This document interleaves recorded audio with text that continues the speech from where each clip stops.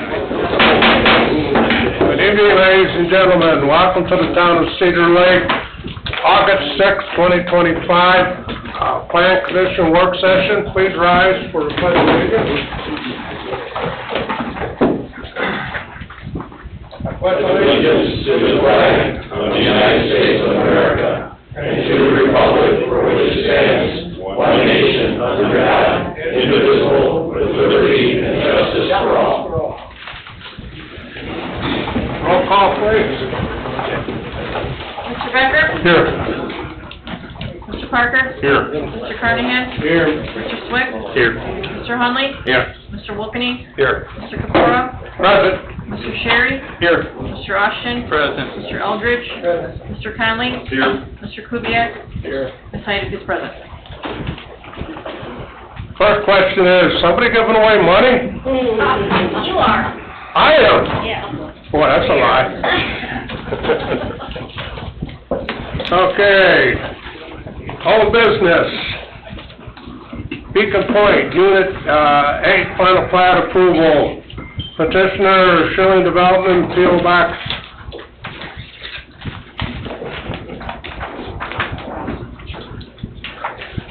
P.O. Box 677, St. John, Indiana, 46373. Owner, Beacon Point of Cedar Lake, LLC, P.O. Box 677, St. John, Indiana, 46373.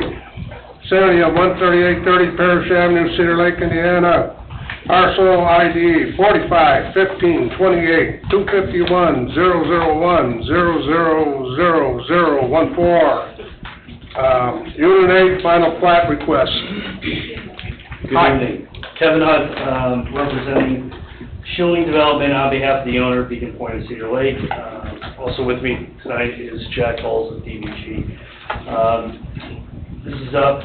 We're ready to proceed with the final phase of Beacon Point. That'd be Unit 8.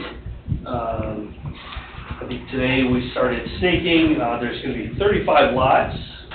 We've got contracts signed. We'll be completing the infrastructure this summer and fall, and anticipate occupancy sometime in spring or summer of 26 for the first few homes. We'll be obtaining a performance bond for all improvements, as we're just waiting for some final town costs, and then we're going to get that over for the public meeting in 2 weeks. We're looking for final plat approval in 2 weeks. Luke, you have any comments? The engineering on this one was already approved. Don had looked at that a while back.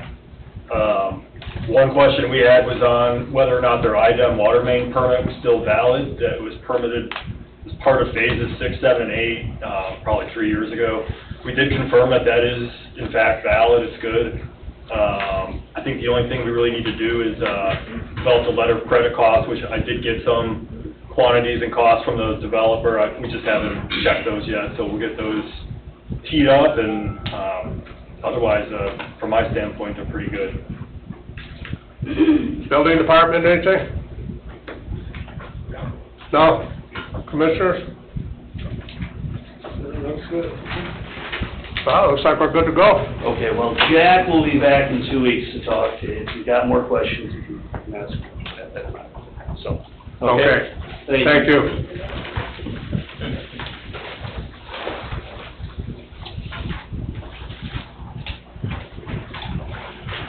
Number 2, BSC Real Estate, Friary, Concept Plan, Petitioner Nathan Vince, Law, 12632 Wicker Avenue, Cedar Lake, Indiana. Owner BSC Real Estate, LLC. Parcel ID 45 15 22 301 002 000 Petitioner is requesting a concept plan. No? No, not a concept plan. Change of zone. That's incorrect on the agenda. That should be a change of zone. Here. What are you requesting tonight? Change of zone to planned unit development. That's what our initial application was for. I'm just going to quick pass out a second one. These are all previously submitted, but that way you've got them in hand, as these were the hot topic items the last time we were in here.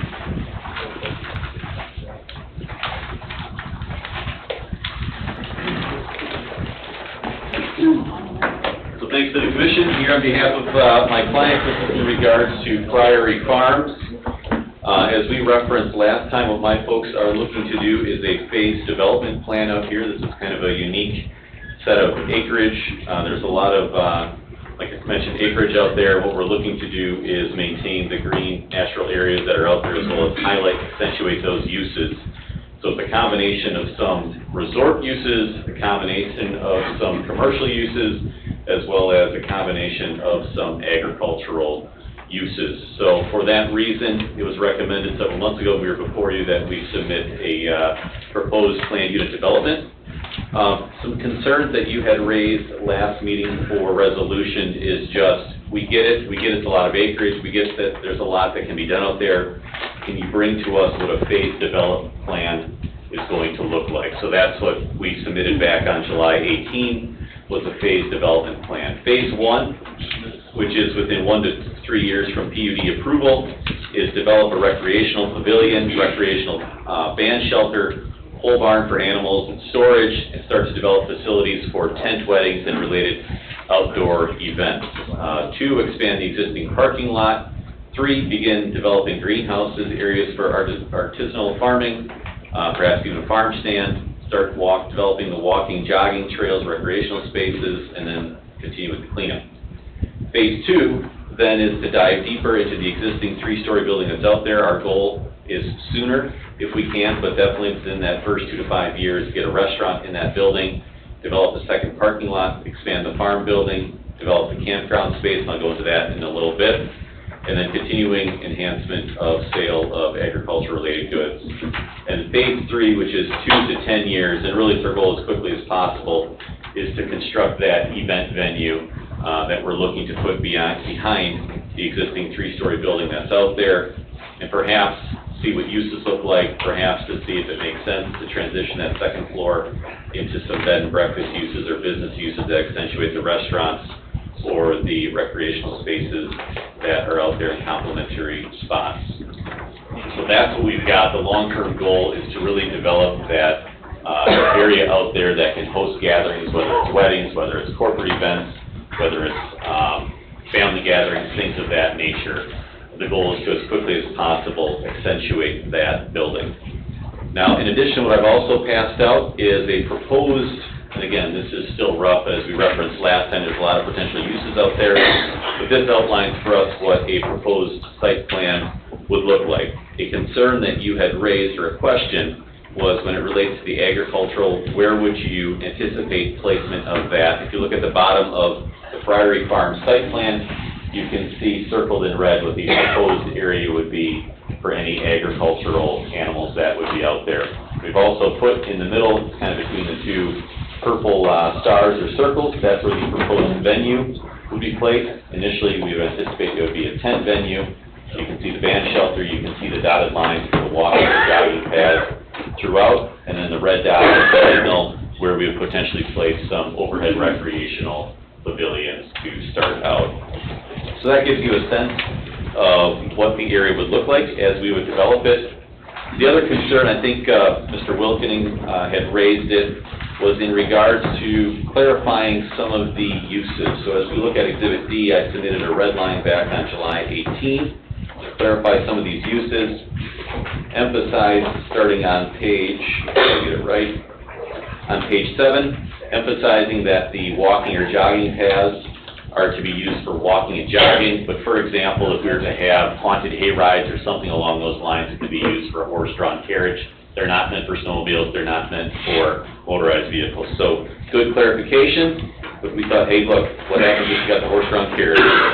Secondly, a good question was raised to say, hey, look, we're not creating a campground in our own backyard where folks stay for 3 months during the summer, and they park their trailer. The purpose of this campground is for educational related uses, and we suggested a maximum 3-night stay, and that's built into the planned unit development document.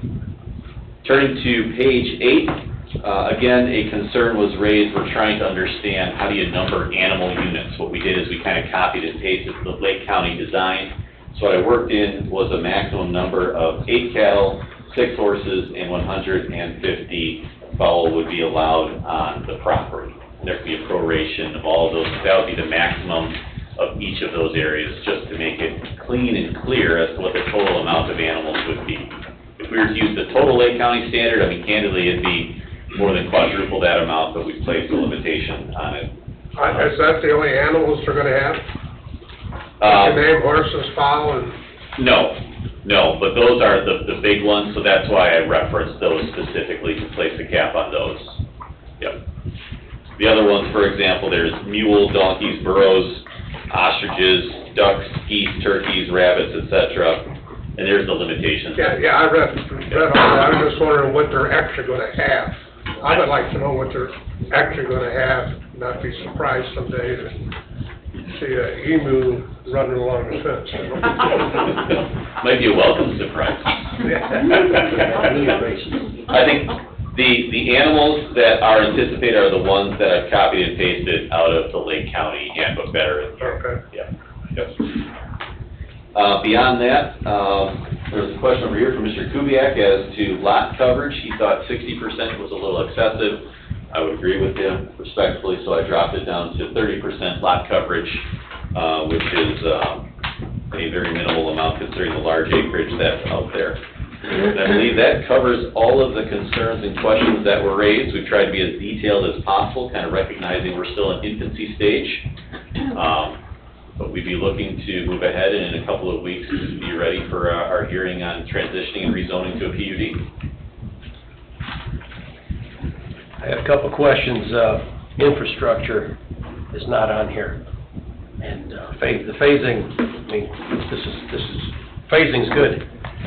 But one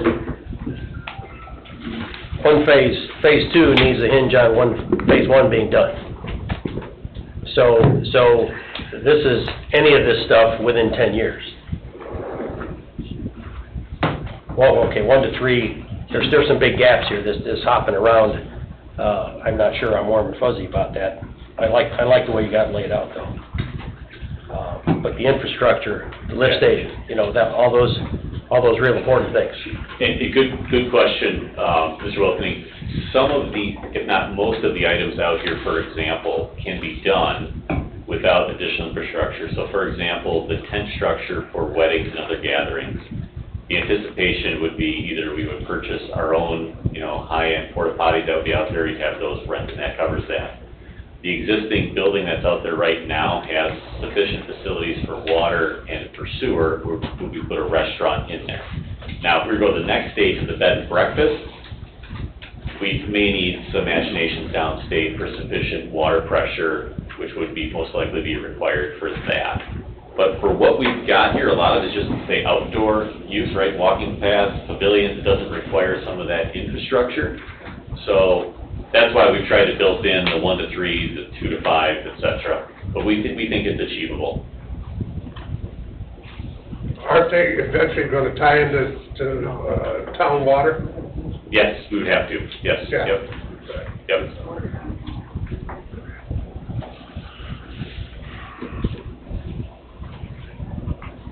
Any other questions?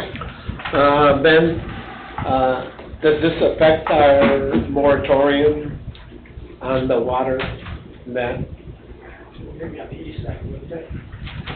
No, it's Doesn't on the look like, website. it certainly doesn't look like the first phase would. Phase 1 would not. I don't think we'd have any problems taking care of before they're ready to hook onto our water system. Yeah, hopefully by phase 2, we have that ironed out. Okay. So you're suggesting that infrastructure be taken care of before phase 2? Well, or during. I mean, that's when they're gonna need it. I think I would suggest, Mr. Parker, we maybe Dave and I can work in some language that recognizes that some of these developments may be subject to existing availability to tap into infrastructure. I think that'd be reasonable. You agree with that, Dave? For the most part, yes. The permitting of IDEM and the government agencies go hand in glove with that, in my mind. I don't see That's part of the any, language that we will work out.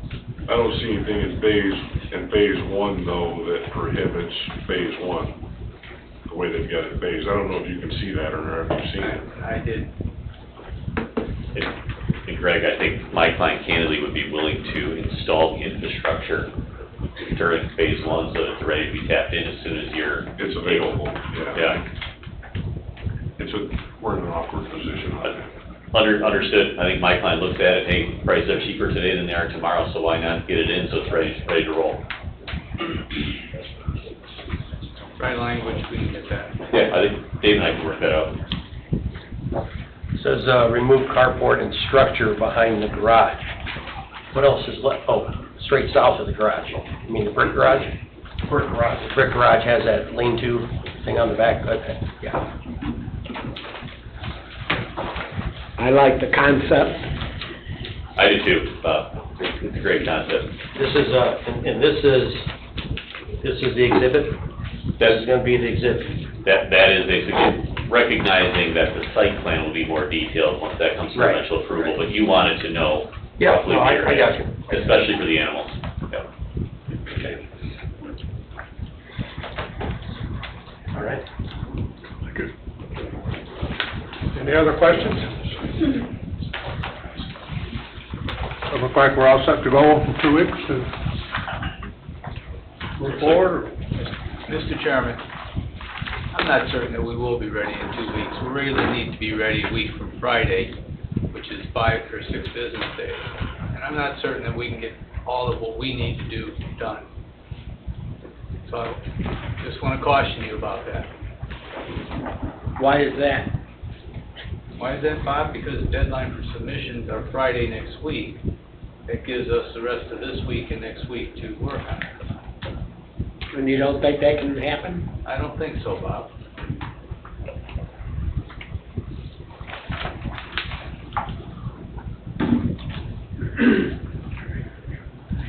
Well, I will try to make myself as available as schedules allowed, and You advertise the public hearing? we will get it out. Yes, I mean, certainly see how far you can get if it takes another work session and another public meeting. We Waited this long. Yeah, no, I know. Continue. So, Well, if you can't, then we'll just have to Right, move it into the following month. okay. Okay? All right, we'll be ready, thanks. All right, thank you.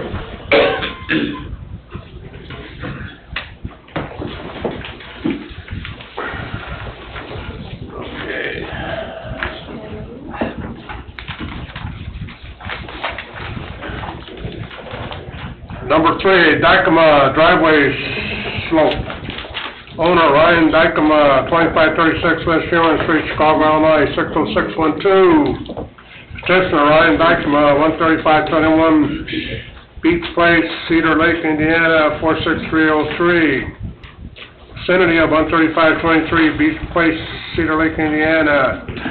Parcel lot number, ID number 4515-26-179-062-00043. Petition is requesting a waiver for driveway slope of 12%. Yes. It's Attorney Stephen Maish, M-A-I-S-H, the law firm of Maish and Slibby, Hammond, Indiana, 53 Munich Court, Hammond, Indiana, and I am here on behalf of Ryan Dykema. Essentially, for the last study session, it was requested that we get a new lot survey. We did get a new lot survey done, provided to the town, the engineer, and I have spoken with the engineer. The engineer made a few comments relating to the grade issue. With respect to the issue we're here on, the driveway, basically, the surveyor showed a slope of 12.2%, and according to my conversation with the town engineer, Mr. Sherry, he indicated that it could be, on the north side, it could be a little bit more than that, 13%. So we're talking about a relatively minor overage with respect to the percentage of the slope of the driveway. I believe he indicated the last study session, Mr. Sherry, and he's certainly here and can speak to the issue, He did not see that there would be any additional problem with that slope issue, no additional runoff, no additional drainage issues with respect to the driveway. And therefore, with respect to the driveway, which is what we're here for, the variance change to allow a little bit steeper driveway, we see no reason why that can be set for 2 weeks from now to get that submitted for formal approval and proceed accordingly. I don't know if Mr. Sherry has any comments about the driveway or the water issue. Yeah, so the driveway slopes are unchanged from the last time. Obviously, the garage floor is where it's at today, as it was a month ago. So the driveway slopes, they're unchanged. The one thing that did change is we got an updated as-built survey last Thursday.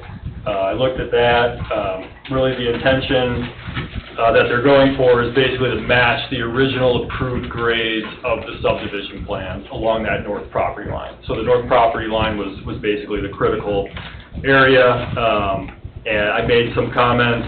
Basically, the grades are a little bit high and a little bit low in the front and rear side yard swales, and if they fix those, they'll be meeting the original approved grading plan.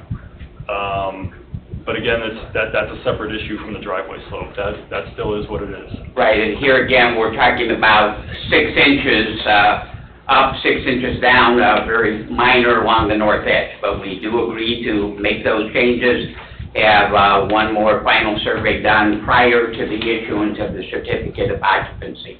But as we talked about at the end of the last study session, that should not hold up our request for change on the use variance with respect to the slope of the driveway, which is all we're requesting at this point in time. We will in the meantime do a new updated survey to show those minor changes to get that to the exact grade he's looking for, and a couple of minor spots. There's 6 inches up in one, 6 inches down in another, and get those taken care of. And that would be done prior to the issuance of a certificate of occupancy, which I think is the standard procedure followed in town. Well, if that's brought down to grade, then for plants, then we have no concern about it. Right. And, but it doesn't affect the driveway. I mean, we still need a use variance on the driveway.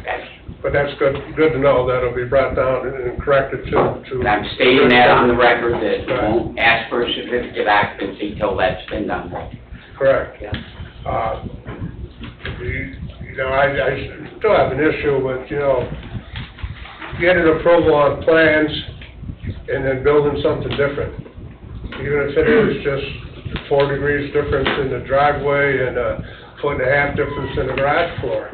I still can't figure out how a guy who supposedly is a builder in Illinois comes to our nice little town and does something like that. So every action has consequences, and my feelings are, drop it down to what the plans say. But doesn't that, that means he's just gonna have to go to the BZA for a variance, right? No, if we tell him to drop it down, he can't go to the BZA for a variance, he's gotta do what we tell him. A lot of people think that's the case, Bob. Not this time. Well, and to directly address your point, because I've been in the construction industry, Dave will tell you I represent contractors. That's 80% of my practice. I'm a construction lawyer in Northwest Indiana. And the mistake that's made, unfortunately, was made by a local contractor who did the excavation work, who's out of Hebron, Indiana. So we're talking about a Northwest Indiana contractor that made a mistake. He evidently read the plans wrong, and he dug the basement incorrectly. He dug it for 8 foot rather than what's shown on the plans, which was a 9 foot, and that's Sounds like you're saying if it was an Illinois contractor, he wouldn't have made a mistake. No, I'm saying that whether it was an Indiana contractor or anybody else, it was a local Indiana contractor that made the mistake, That is the way it came over the fence. Pardon? That is the way it came over the fence. Yeah. We've had waivers before on 4 to 5 foot, driveways. So, as of right now, Mr. Sherry, there's 2 issues. They fixed the elevation, the landscaping, and the swales. There's 2 issues that are outstanding: the garage floor and the driveway. last gathering, we had determined there were 3 issues. Correct. Corrects one of them, then there's 2 issues. That's correct. Jim's tried to talk twice, and There's been variations before for, the driveway slope, passed before on this here, and, there's some place in town that probably, you're gonna have to have that kind of slope. Yeah, but in this case, it was deliberately built out of the approved plan. Afterthought. And this particular slope is slightly less than the slope on the lot adjacent to it, right next to it. So at the last meeting, I went out and looked at them and watched them, put the measurement down, so. And there's photographs that my client took all over Cedar Lake show you have much steeper, as you pointed out, much steeper driveways in many areas. We're not comparing his site to other driveways in this town. What we're saying is, he came in and said, approve these for me. And we did. Not us, but town council, building department. And then he took these plans here and built it. These plans weren't approved. No, he took That's the same plans, it was built according to the same plan. Unfortunately, the excavator made a mistake in terms of the depth.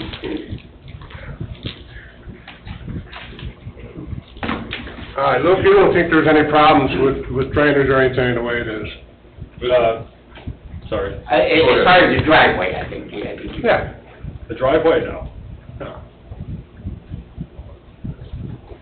Mr. President, you suggested earlier that he tears it out. We tear out the concrete and redo it. Is that what you said earlier? Well, yeah, those are my feelings. I mean, you make a mistake, you have to correct it. I know that's not impossible, but it is difficult. Agreed. And probably expensive, And we had some discussion at the end of the last plan commission meeting about possibly solving this with a fine. Correct. Yes, I was gonna get to that. I mean, I just wanted to hear what everybody else, I just want my comments to be heard, because I don't want future developers or builders coming in here and saying, here's my plan, and then we build it according to this. That's not the way it works. I understand, and I've been very honest, this is the second meeting I've been at. If a mistake was made, I've admitted here. I understand. Before, I know how the mistake was made. I've made my living off of helping resolve mistakes, and, there's also a phrase, no harm, no foul. I don't think it was intentional on my client's part. It happened. It would've been foolish for him to continue to build the house if he knew it. Unfortunately, he didn't find out until the end, And that's... Well, we're not gonna argue that point now, but right now, we're talking about how to correct it, and Mr. Parker's exactly right, we did talk, about correcting this with a fine. And as long as the engineer will sign off on it saying that he sees no problem with the grade being 4 degrees higher than what was on the plans, and it's not gonna affect that subdivision,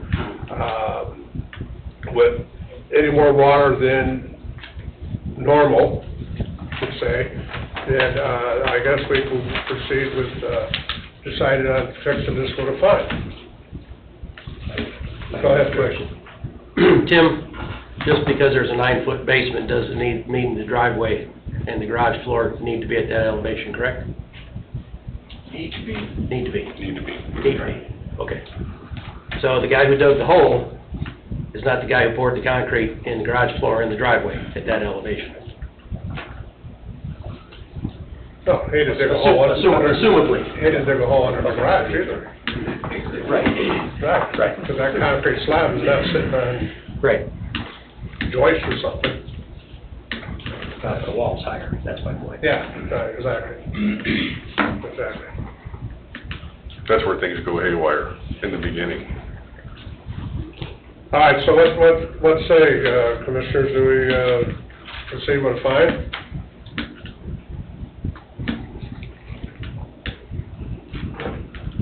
Wait for comments. There's 2 issues, is that correct, Luke? Garage floor, driveway slope. You guys all good with that? 2 issues. if they fix the elevation. Yes, the grading is going to be, the grading is going to be what it's supposed to be. And what about Driveway slope is the issue. the issues with the pond over there? What about those? The pond issues, we looked into, Dan, BGX guy was out there, he's saying that if that pond needs to be dug down to 6 inches, he said there's probably 6 to 8 inches of silt in the bottom of that pond. And then the sediment basin needs to be cleaned out, so you're looking at $8,000 to get that back to where it was prior to the subdivision starting. But won't the settlement come back in there again in the future? 8. You said 8. Possible. You said 8. 8. And the last time we were here, it was raining like crazy. I see the socks are not where they're supposed to be. Mud's still running over the curb, down the drains. I mean, Yeah, there's MS4 violations over there too.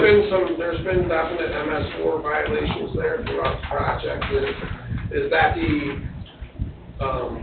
source of all of the sediment in the pond? Probably not. No, that water, that mud was running south. That big mound of dirt there, and the socks not being placed correctly, and mud running down the street, and mud running into the pond, and ultimately, after all that stuff we had to listen to last night, mud running into Cedar Lake over and over and over again. And my comments last night were, the town of Cedar Lake is in violation of MS4 because we don't have a street sweeper. For over a year, it was in the shop. That's not what this MS4 violation is No, about, but we got one too. We have a street sweeper. Yeah, it's back out now, but it was in the shop for a year. All right, that's not what we're talking about right now. Let's get back to. On topic. Huh? On topic. On topic, yeah. I know this is out of line, but is there any remonstrators, neighbors that complain about this, or for or against it? How long? Say that again, Jim? Is there any neighbors or for or against this? There are some people from the subdivision here. So do you want to ask what I'd like to they're hear what they have to say.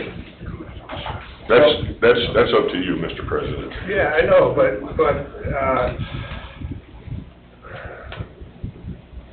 yes, Tim? I have one more question for Mr. Sherry.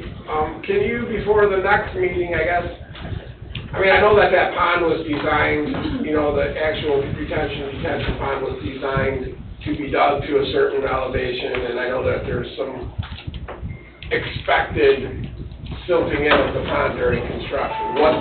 Is there any way of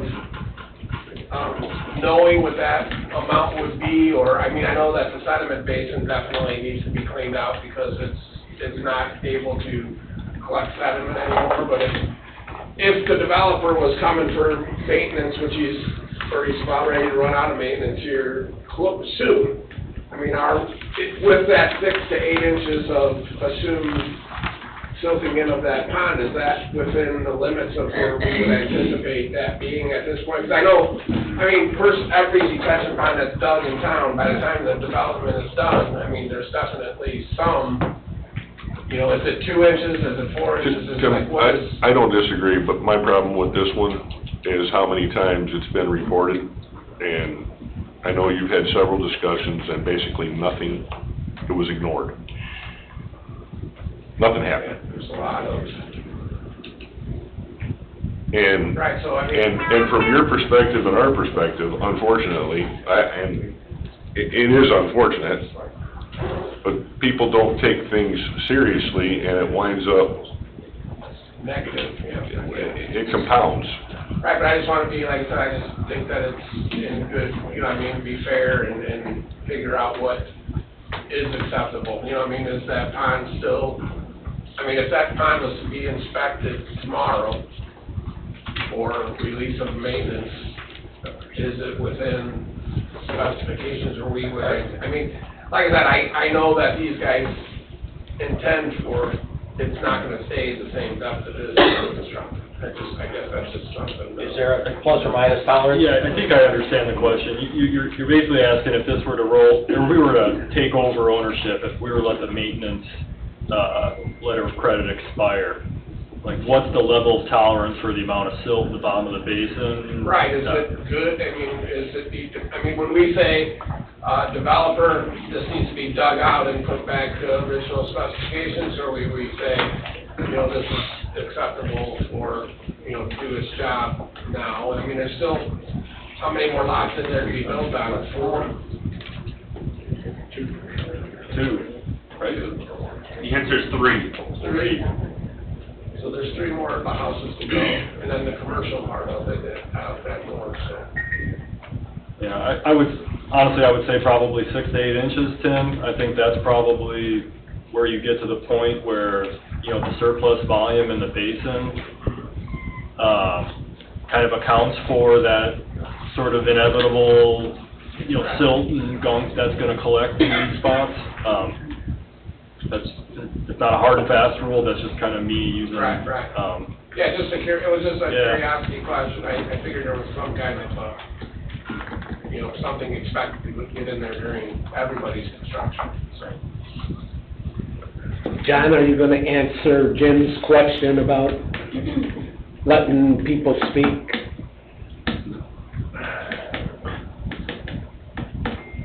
Work session today. I really don't know what they're gonna add to it. I mean, we know there's silt in the catch basin and in the pond. What are they gonna add? Jim?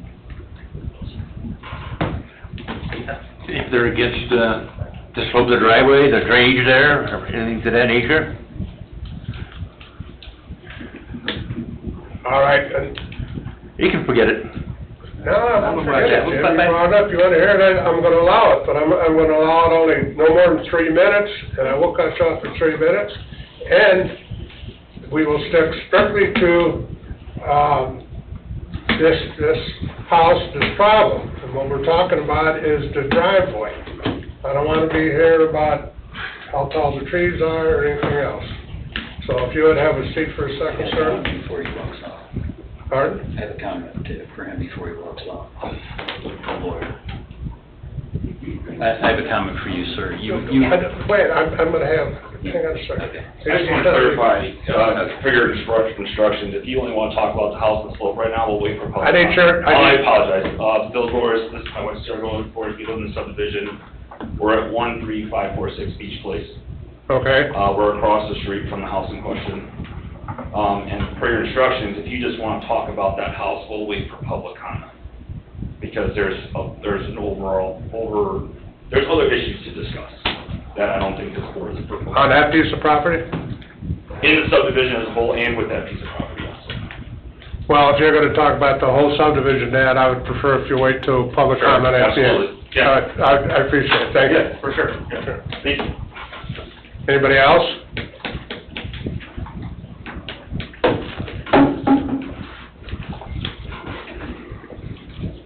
Dave Carey, 13563 Beach Place. I could give you some clarification on the pond. I mean, I really have nothing to add on the slope, because that's been covered. But we did look at the pond, and there was 8 inches of silt at the All right, bottom. but, Mr. Carey, I don't wanna talk about the pond now, I wanna talk about his, yeah, you can do that under public Okay. comment at the end. Okay, thank you. Anybody else? Last call? All right, public comment's closed. Thank you, John. You're welcome.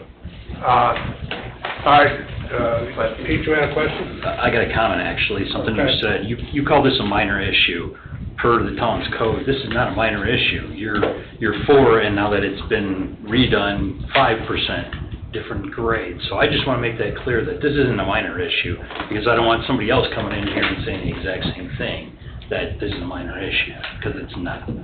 So that's the only comment I have. Agreed. Okay, so everybody's in concurrence on fixing this solution to this driveway slope, and the garage floor is to set a fine. That's what I... Right, and then there's an $8,000 fee for cleaning that pond, and that's the builder's problem. That's a letter of credit that's posted by the developer. I think they have about a $17,000 letter of credit maintenance bond posted. I think the town knows that's a developer issue, not a homeowner builder issue. But when the homeowner continues, I guess you missed the part where we said the multiple, accounts that building department had with this gentleman about violations, MS4 violations, and all of them being ignored. I guess you missed that part there. Well, I'm aware of one MS4 violation because my client contacted me. I communicate with the town on it. Mr. Maish, I pay attention to these things, I understand. and I know there was at least 4. He might not have been fined every time, but I know there was at least 4 times that the town made contact with him about MS4 violations over there, and all of them were ignored. Every one of them. Exists right now, this minute. So, let's not leave that out. I'm aware of one, and the one, it was a formal letter from the town. I responded to it, and it was addressed and it was taken care of. And I'd be glad to bring that to the next meeting if you would It like. wasn't taken care of a month ago. I sent a detailed letter back to the town. That particular one was addressed. It was having to do with the placement of the worms, yeah. My suggestion is the fine be $8,000. Pardon, say that again? My suggestion is the fine be $8,000. For the pond, yeah, but we still have to talk about the driveway and the... Right, that would go against the developer, the 8,000. Mr. Chairman, this is just for a waiver for the driveway, nothing about sediment or anything else. We're just talking about the driveway right now. Right. Not the sediment or anything else. Right. We're just... All right, well, Mr. President, here's what Dave's got something to say. Yes, Dave. may I offer this suggestion? Yes. You beat this up really hard and really well for the last 2 meetings, and it's good. All issues are on the table.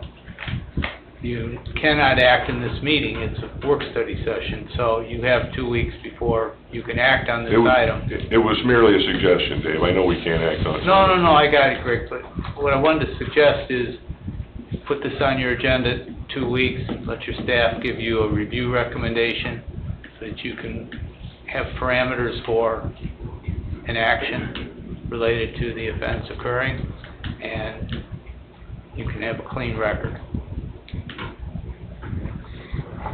All right, I agree. What I was gonna say is, let's bring it back in 2 weeks. In the interim, we'll discuss and come up with a solution or the amount of a fine, and then, we'll determine whether the pond is part of the developer's problem, or the builder's problem, or a combination of both, and what have you, and go from there. So, right now, we will, see you back in 2 weeks, and at that time, we'll discuss the fine, or come up with a number and say, this is what we're gonna do to correct this problem. I would like to know what the other 3, MS4 violations are so that we can let him know. They were all the same. I would like copies of those, I mean, if I can get those, because then I can come here prepared to the meeting. I can provide you with copies of my response, and if there were other letters that were sent by Cedar Lake that my client didn't respond to, then, I mean... I certainly respect that, but your client should be communicating with you all of these things. Not to mention that, and frankly, I've got other thoughts on penalties for this particular issue, other than the fine. But I assure you, your client has not been a good participant as far as paying attention to what he's needed to pay attention to all along the way with this. And my concern is, he owns another lot over there, and he claims he's gonna live in this house. He's got another lot. Why has he got another lot?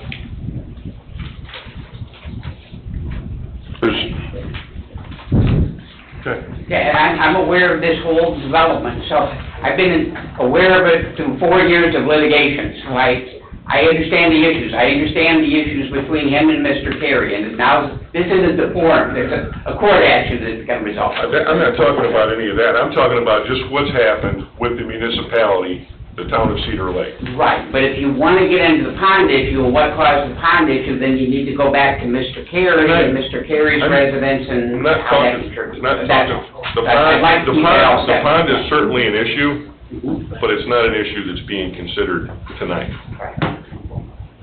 But for considering tonight, go ahead. Mr. Austin, Mr. Maish stated that there's still monies out for maintenance. And hypothetically, Tim, if it was $8,000 to fix the pond, it would come out of there? It's surety for this. That would be the surety for that. Okay, the other two violations, what's the maximum per violation? Fines are $7,500 per day per event. Okay. $7,500 per day per event. I understand, but the law in Indiana is you cannot basically impose a penalty. The cost has to be reasonable. And I don't think, you want to pay Dave, but I don't think my client wants to pay me, that's a litigation. No, I'm just saying, it's a $500,000 house. So, I mean, what's reasonable? I understand. Is tearing it out reasonable? Tearing it out, fixing it? No, I don't. I think in any other city or town in Lake County, Indiana, we wouldn't be going through this. It would be approved. They said this is a minor variance issue. I don't know what's going on there. I don't know. But, no, I don't think we have that problem anywhere else. Haven't had in 45 years. Pick it up in 2 weeks. Learn something every week. All right, we'll discuss this in 2 weeks and come up with, our final decision and take action on it. Okay, thank you. Thank you.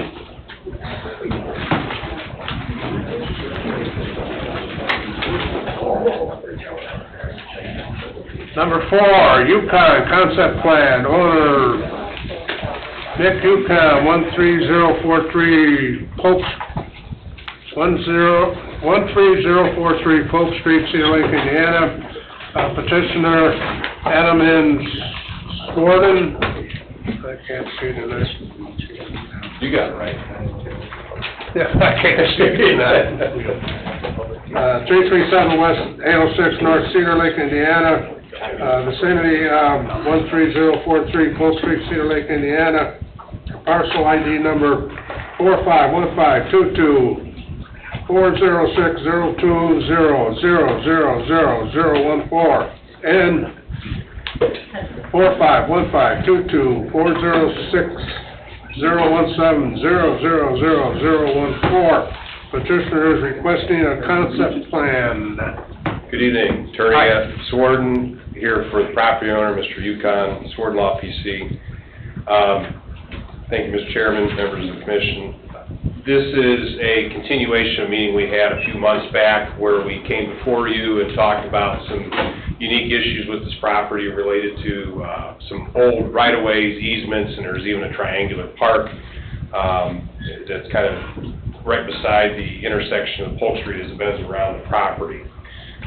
What we were kind of tasked and what we took away from that meeting with input from everybody was come back in from the talking points and let's look at how these parcel aspects work themselves out related to the existing 2.7 foot path that's right next to the residence at the property, and possibly do a swap to a 5-foot access strip to the south that puts that all the way to the bottom of Lot 1, which basically eliminates the bisection of that property and removes a public access from basically walking right beside potentially future bedroom windows or a kitchen when that house gets remodeled.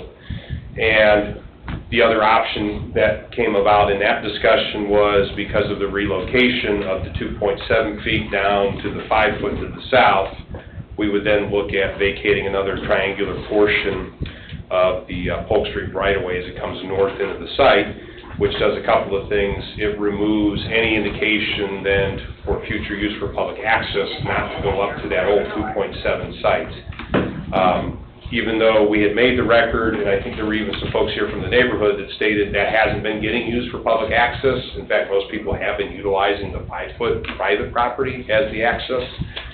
So we're hoping that that would be at least one option to formalize that and help clean up the site. The other component to this goes in then into the triangular park portion, which dates back to the original plat of the subdivision from the turn of the century. We've got two options in here. One looks at completely vacating that park triangle that falls kind of within the lot area off of Polk Street. I know there was some concerns over removing that entirely. So the second option that you have in your packet from DVG looks at just splitting that in half. So taking half of that, incorporating that into what effectively would become Lot 17, and then the other half would remain contiguous to Polk Street. I think either one of those two options my client would be okay with. Since the last meeting, and probably for your consideration in relationship to that park piece, my client has met with Tim Kubiak related to the drainage pipe that's in that area and how that flows out to the lake, and looking at how these changes may impact access, maintenance, and upkeep of that. I can let Tim maybe speak to some of the details. I got a CliffsNote version of an agreement in place, and my client's paid for an improvement over there to fix some of those issues related to that drainage pipe. And then there may be some more opportunities for other cleanup considerations here with access to the fact that the town bought the property 2 lots to the west-northwest. By providing additional access, maybe we can do away with the eastern access to the lake altogether and promote everybody going over to Potawatomi Park. Did we, and I know you said a lot there, and sure, I'm a little confused, and my brain's a little foggy, and sometimes I don't catch everything. I'm not going to bring up slopes. Thank you. Is this town, did we decide whether this was HOA property or town property? Did we get to the bottom of that?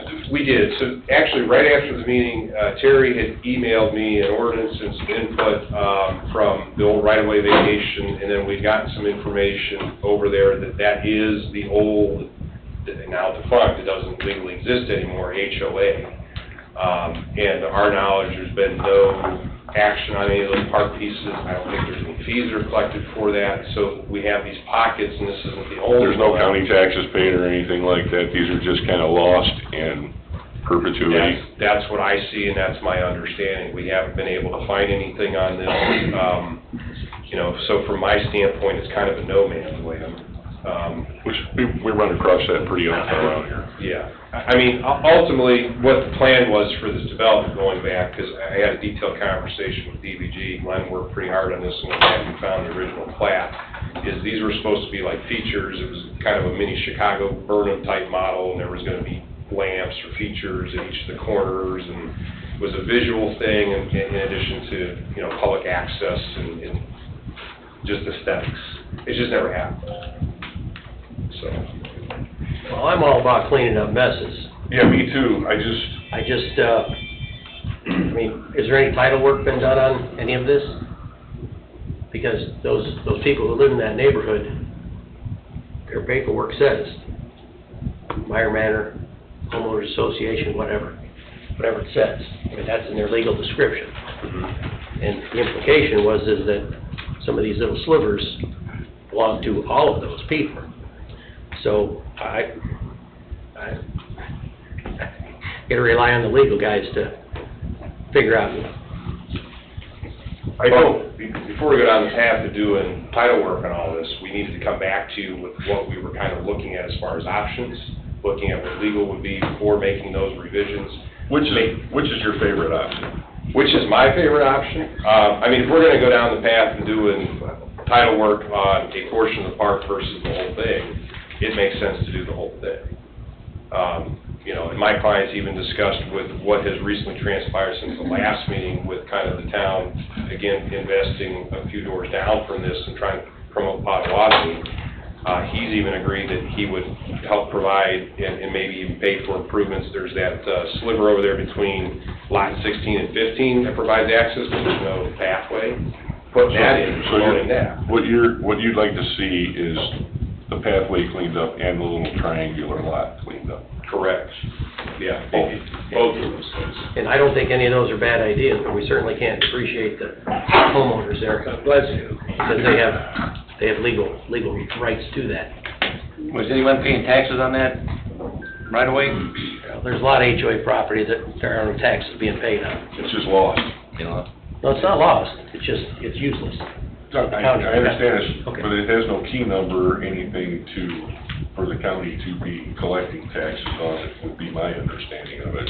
Is that your understanding? Yeah, of it? and if it were vacated and it goes to my client, then it becomes part of the tax roll. Same thing like all the old vacated pieces of right-of-way that have naturally been incorporated into this site that combines into various lots. Yeah, we have certainly vacated things in the past like that the town owns and has title to, right-of-ways, walk paths and things of that nature. I just don't know how you vacate this one, because I guess technically we don't own it. It might have been on a tax sale. Well, it wouldn't be on a tax sale because it doesn't have a key number. If it would have gone on a tax sale, it likely would have been picked up and cleaned up by now, which leaves us in an unusual conundrum here because these things that get lost never get cleaned up. Right. Again, conceptually, we're just looking at what we would like to do. If there would be support from the town on that, then we can move to that next step, get title, and if there has to be action where we talk to, in essence, the quasi folks of the HOA, even though it's defunct, you know. I think it's a good idea, I think we should say, yeah, go ahead and. I mean, it gets rid of no man things. Right now, it's pretty much a glorified parking lot for one or two people. Correct. I don't think anybody up here has an objection to what he's proposing there. I don't. So, I mean, I would say, yeah, go ahead, and move forward on it. Big triangle would move north. Dave has something, John. Oh, sorry, go ahead. With all of the slivers and pieces that we're talking about, probably it would be prudent, if there be an assessment whose property rights are imposed or impacted by what is proposed. Yeah, that's what he's proposing, is to go, if we would be, you're gonna do that work. Yeah, we would do it, yeah. Yeah. We just gotta make sure that there'd be some support here to essentially removing what's labeled there as the park piece, because if we're not gonna get support for it, then we're not gonna do it. Well, that's chicken and egg kind of review, and The people who live in the HOA have to be able to walk to the lake. It's not stopping that. No, I understand what you're saying, but that's the goal here. Yeah, Right, we're always preserving. Yeah. To your point, that's what we purchased that Polk Street property for, that we recently purchased, was for access down there. there's been a lot of vacation activity down there. It's not like we'd be eliminating someone's access at this juncture, because frankly, they're not using it anyway. Yeah, Tim? Right. I did go out there and look at this, I mean, that 2.7 path, is for access on the plat. It does go right next to the house. The storm pipe that is out there on Polk Street doesn't even come close to going down that 2.7 path. It kind of goes in between the proposed 5-foot and the 2.7 path. But if you look at on the northwest side along lot 16, that 10 or 15-foot strip that goes back to the park, that little place that says Town of Cedar Lake, 451522, you see that on the picture? Right where it's just to the left of where it says lot 16 and block 1. Mm-hmm. So that area right there is the town's, that's another strip that goes down through between this property and lot 15 to get access to the Potawatomi Park. And then also the town now owns lot 14 on the north side of lot 15. So Is that path you're referencing passable? yes, it's Okay. clear, it's 2 fences. I drive my golf cart through there all the time, you can make it, it's a good path. That was what I was kind of, we can actually, if he's gonna be redoing that catch basin is right there on the corner of Polk Street and that path.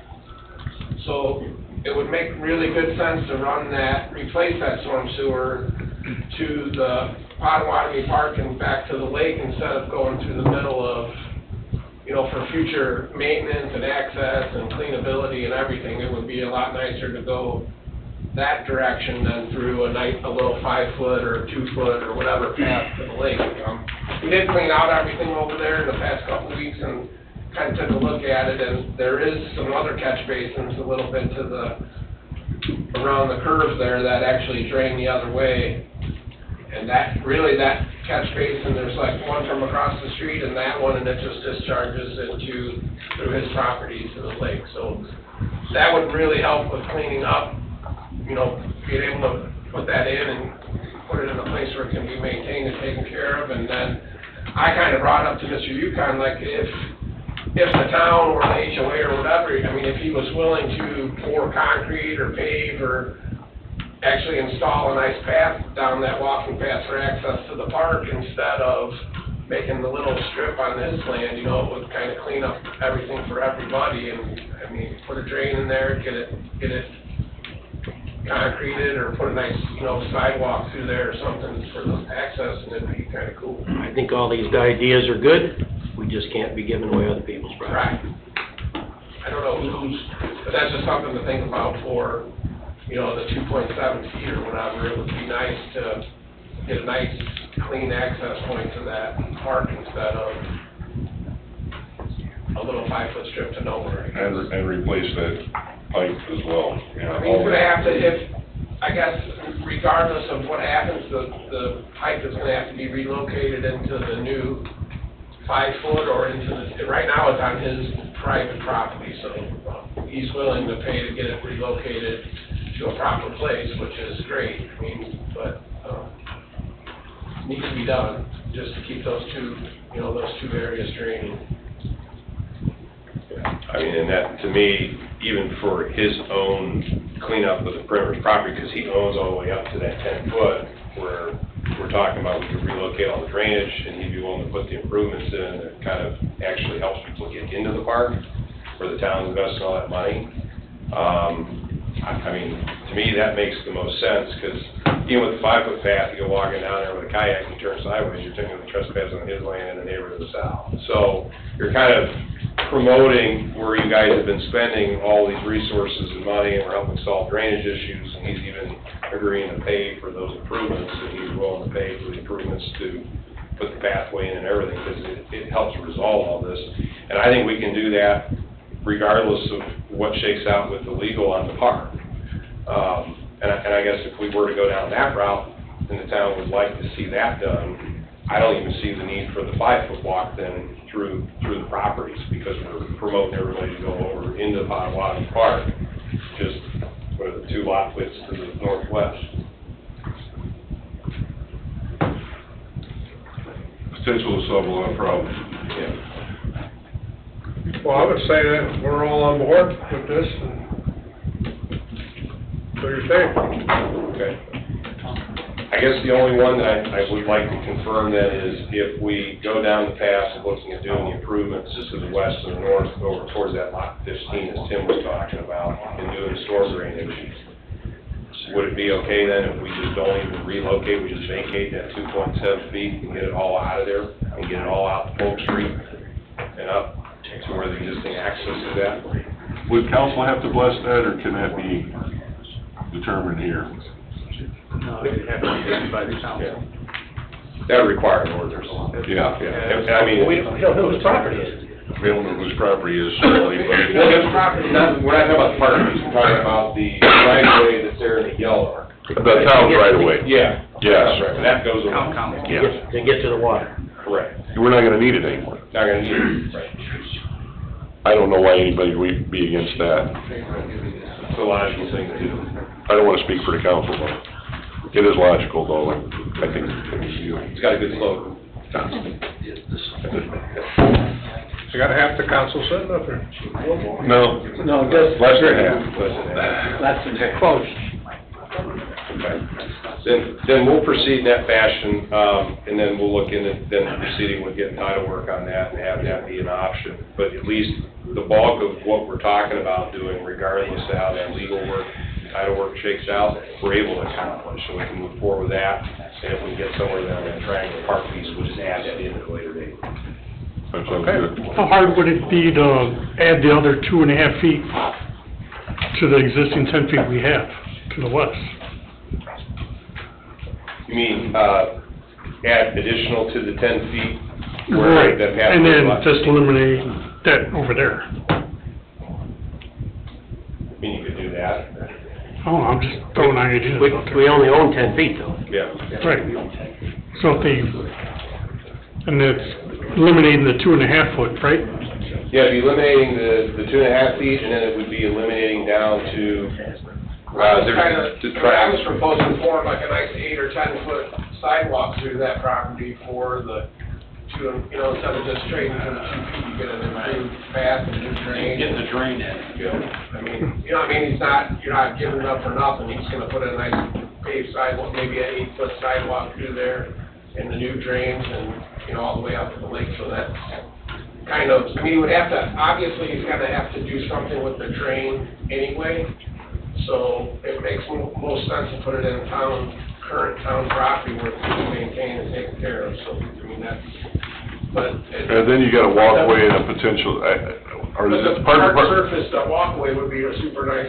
Park board was looking at that other property for parking, if I'm not mistaken, right? Access lot to the park, 14? Yeah. Yeah.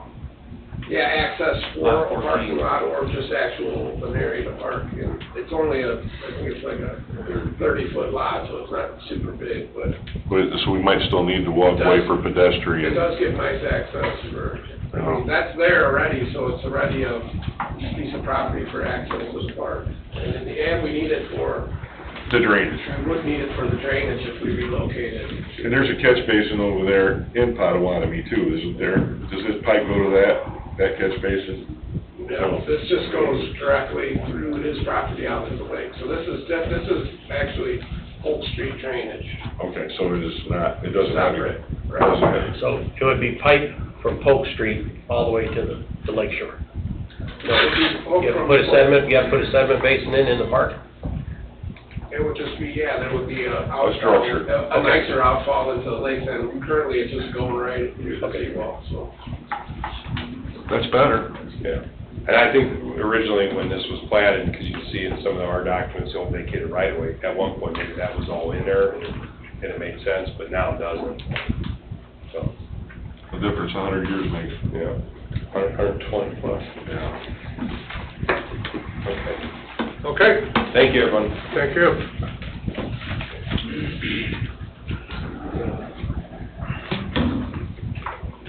Number 5, M&L Adventures LLC, rezone and preliminary plat.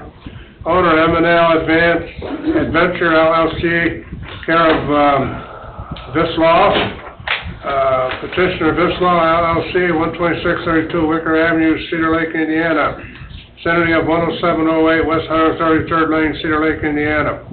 Parcel ID 45 15 28 126 022 000014 and 45 15 28 126 017 000014. Petitioner is requesting a preliminary plat and rezone to planned unit development. Good evening again to the commission. Attorney Nathan Viss on behalf of M&L's Adventure. I believe Mike Black is also present by Zoom here this evening. We're requesting to move forward to seek preliminary plat and rezone to planned unit development approval later this month. This is M&L's Adventure or Cedar Lake Gateway. We started this conversation with you, actually it was a year ago. I remember being on Zoom when I was down in Kentucky. We first had the concept plan, which was brought to you in August of 2024. To take us to where we're at right now, it was back in June when we had detailed conversations with you as to what you would be looking for with both a site plan as well as rezone versus a planned unit development. At that point, we had a variety of variances that we needed to incorporate, as well as there was 2 buildings that were going to be put on this property. and a voice from the back suggested, why don't we implement and move forward with the planned unit development for this property. Fast forward last month, in review of the site plan, it just made sense to knock it down to one building, but we still have a variety of variances from the code regarding the development there. So we've kept it with a proposed planned unit development, and that's why we're here this evening to move that forward. Back on the 18th of July, pursuant to your request, I did resubmit a modified guidelines for the development. Just a couple of the changes, they were not significant. I did add in our existing code does not call for or detail a vehicle charging station, anticipating that this is the gateway and we're going to have traffic running through there. I did add in number 67 for proposed uses of vehicle charging station to be located on this particular property. In addition to that then, just kind of detailing the necessity of the PUD versus just straight up applying for a zone change. A couple of the developmental standards that we're requesting here because of the unique shape of this property, I've outlined in here. We're looking for a 60% building lot and structures coverage. Typically underneath the B2 would be 50%. When it comes to the side yard, your side yard standards for B2 would call for 25 feet with screenings. Here we have railroad on one side, we have commercial on the other, so we've reduced that down to 5 feet. And then minimum rear yard, typically for B2 zoning would call for 30 feet, and then it calls for 50% density when it comes to the green space between them. And here we're suggesting for 5 feet right in the edge of that green space, and a long portion of that, you can see the drainage pond. So the other item that we recently submitted as well was the site plan. I appreciate, Luke, very detailed in your comments. Those have been received. I've passed them on to Ryan Turenga, and he has expressed confidence that he's going to get all of those addressed here in the next week so that we're ready for middle of the month. With that, we'll entertain any questions. You're sticking with that 50% on the south side, huh? Which page was that? On the site plan. We talked about, there's no screening on the east side or the west side, so.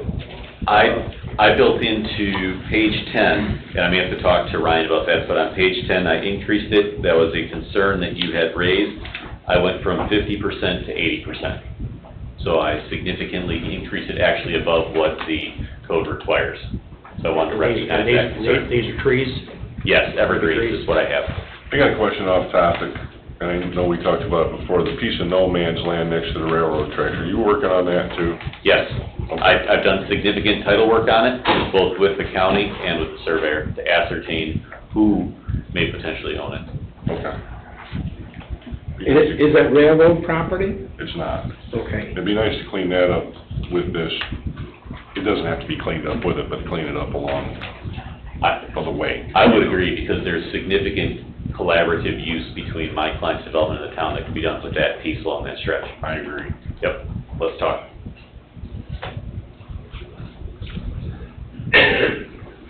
Any questions? I don't have any. Screening's gonna be 6 feet high when it's installed. I put in 4 feet. Jerry likes 6. I don't think the neighbors should need to see the back of the building, that's all I'm saying. There's one of the questions I had, Mr. Wilkening, was to get a sight line, because that was a concern that you had, to showcase that when you build up the backside of the berm already, you're already lifting the height of it, and that's why I kept that to 4. And increase the density to the 80%. How high will the berm be? I'm not the engineer, but I'm hoping by the time we get to that stage, I'll be able to work with Ryan and Luke to be able to showcase what that's going to look like, both the parking lot area. As it's shown now, it's 3 or 4 feet high. So if it's 3 or 4 feet high, and then with 4 feet pine trees, that takes it well above 6. And the trees are gonna grow. Yeah.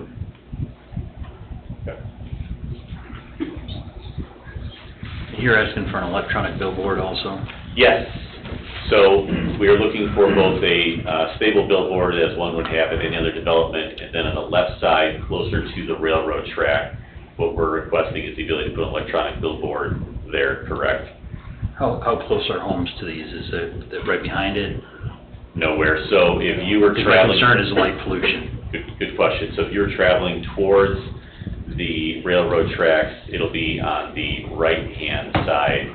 So it's on the it's right on the edge of the no man's land lot. It's right there. So it won't be on the railroad track property? Correct. Is that gonna be a monument? Correct. Yeah.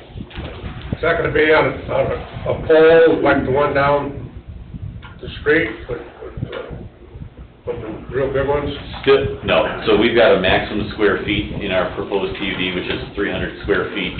Mike's got a couple of designs that he shared with me. The one thing that we're trying to keep in mind is if this does get approved, it has to be set back far enough and high enough so that for sight distance triangulating, for people pulling out, it can't interfere with that. So that's kind of the imagination that we have to work But with. it's gonna be non-related to the building he's building? Correct.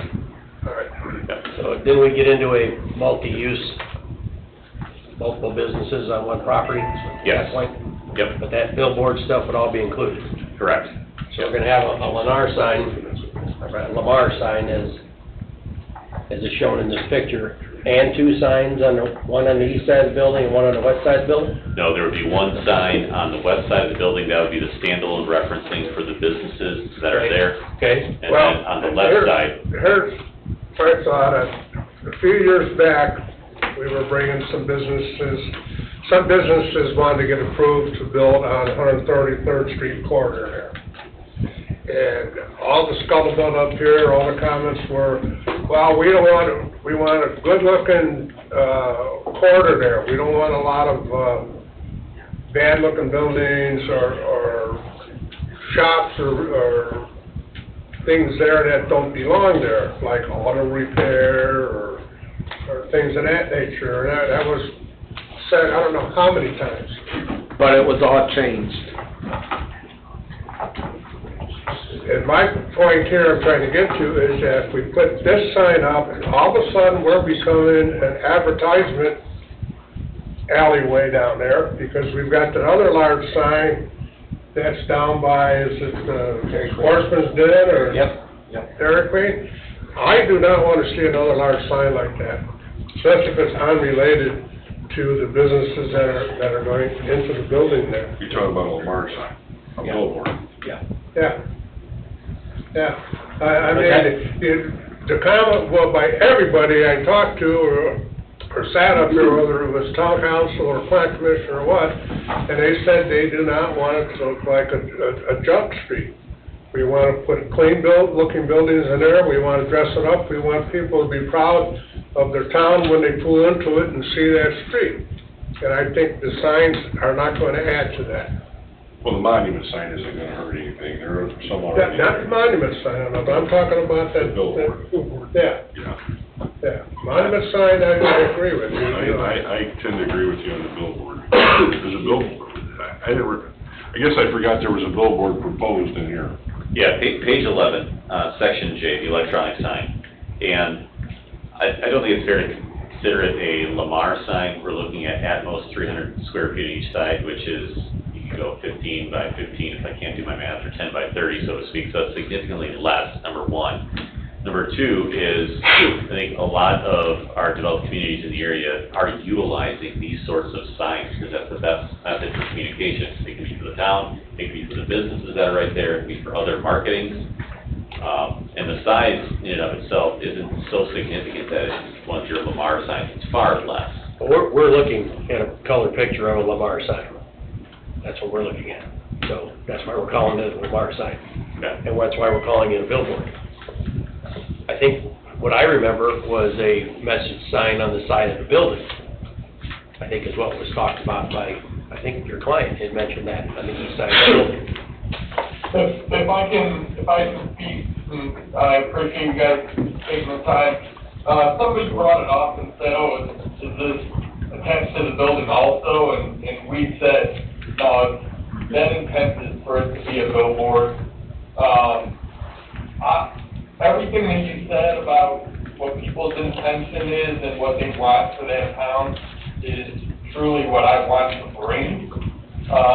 My intent with that billboard, and not that it's, that there's not a commercial aspect to it, but would be, because it's digital, that I could offer, you know, one of the slides to the town, you know, and the events that are going around the town, and be specific to things that are going around the town. I know there's stuff to go on around town, and people don't really even know about it. So that's kind of why I see this whole unit as a gateway into town. And I understand that, and I'm trying to keep the standard up, and part of that billboard would be my kind of attempt to, with everybody that comes down that street, you know, to be kind of putting in front of them some of the events that are going on in town. So that was the original intent, with everything. It does say Lamar sign on our picture here. Yeah, well, that sign is frankly, I did my best to take a picture of one that, yes, resembles what, we're looking at, what we would intend to do. I intend to try to do it myself and not do it through Lamar, but that shouldn't be why you make a decision.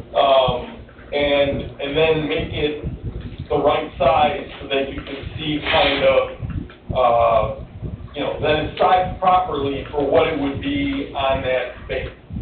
So that's, I had nothing to do but to find one and then make sure that it matches in the picture, wasn't too small for reality or too big. So that's all we did. Well, for me, I'd want to see what the actual sign is going to look like. And I do not want it to become something like what we're looking at or what's down the street. I don't think if we spent all this time trying to develop that area into a nice corridor there,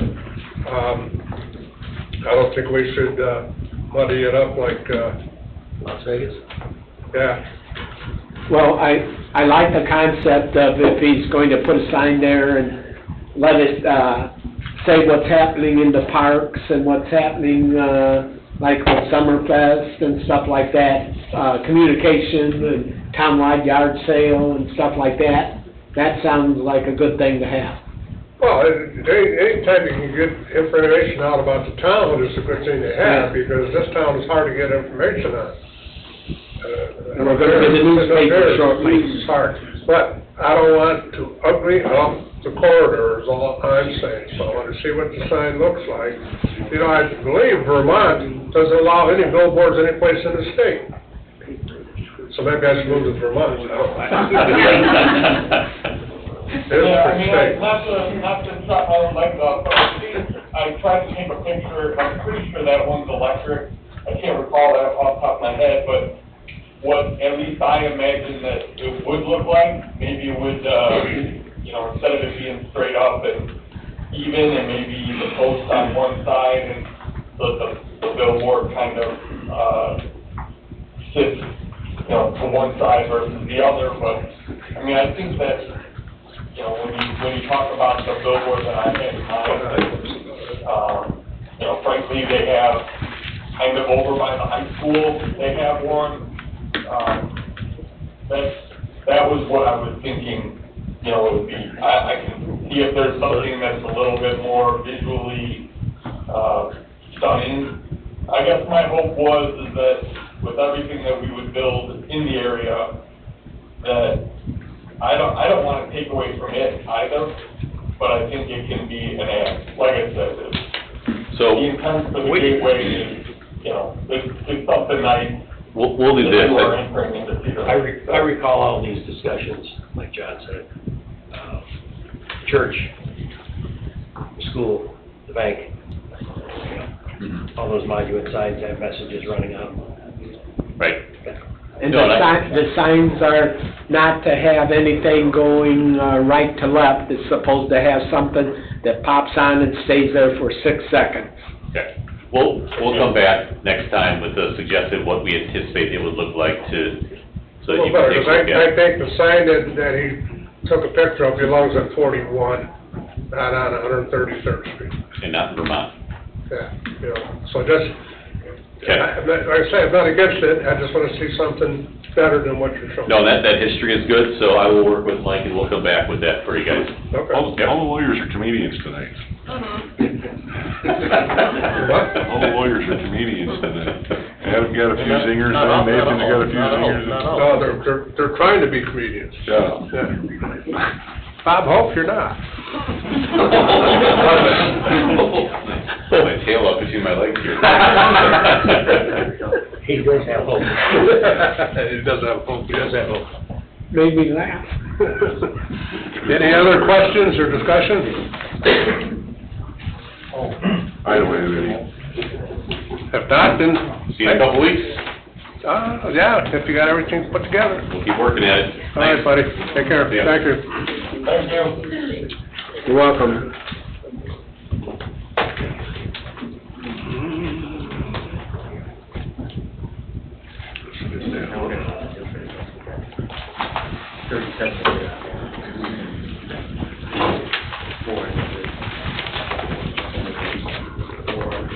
I didn't call you yet. New business, number one, M&M Warehouse, site plan, owner petitioner, M&M Warehouse LLC, 421 Brookshire Court, Valparaiso, Indiana, vicinity of 13651 Alexander Street, Chicago, Indiana, Cedar Lake, Indiana. Yeah, I'm reading too fast, my lips just listen. Parcel ID number 4515283334. Is that a 4? 002000014. Request site plan for M&M Warehouse, lot 18. Shoot. Jack Halls from DBG, representing the petitioner this evening. Mike is here from M&M. I'm not an attorney, and I really enjoy the add of the parcel ID numbers that you get to read on every petition. That's nice to just add to your agenda. Sorry, I digress. Are you an attorney?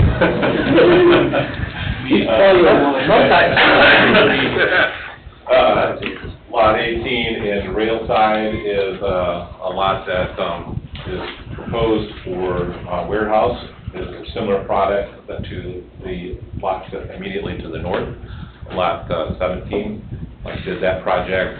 The buildings on this property will be identical to that building there.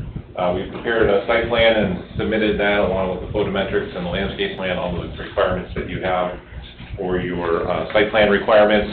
I've got a review letter from Bell, I believe early this week, late last week, something like that. We responded to that already today, so we should have that addressed, ready for your comments, questions regarding the petition, but we would hope that you would see fit that would be on the agenda in 2 weeks for site plan approval. Is that one of those you gave us? Yeah, sorry, that was one of the late ads, that letter's in here, as Jack mentioned. They already resubmitted, I haven't looked at it yet, that was just a couple hours ago, Yeah, they really hot off the presses. We just got it. It wasn't, I mean, you go through the comments, it wasn't anything too major, it was mostly related to utilities serving the buildings more than anything. So, 2 weeks from now, I think we'll be good. Anybody else, building department or commissioners, anybody? No? See you in 2 weeks. You got it. Thank you. Number 2.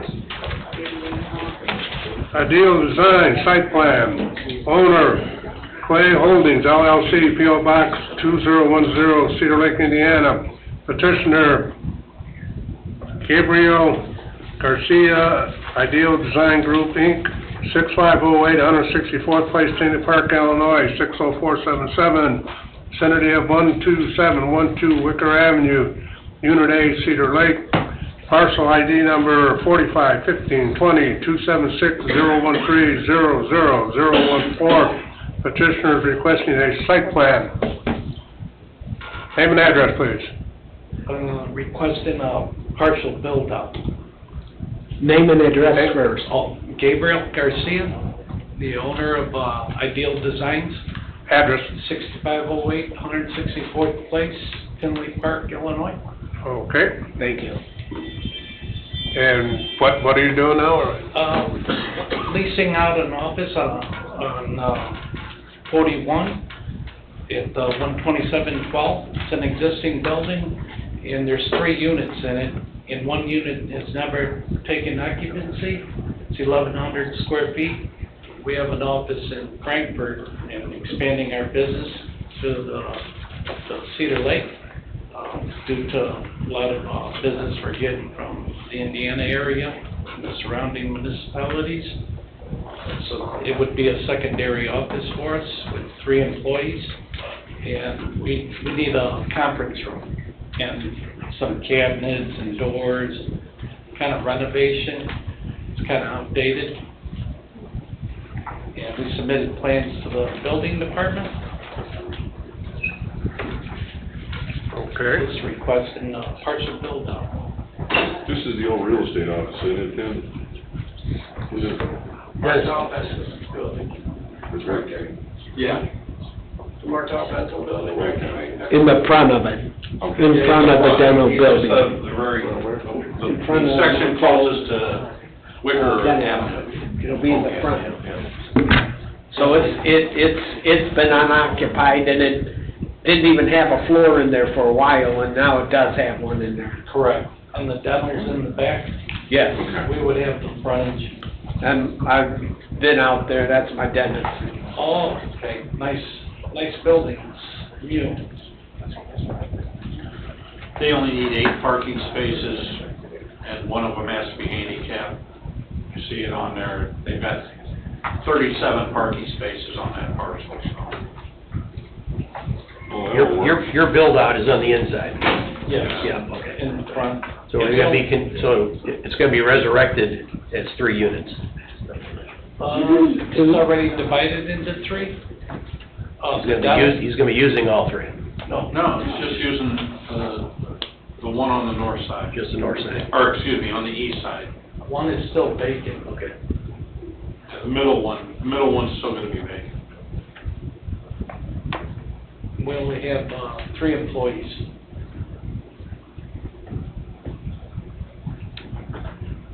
So you're good with it, Tim?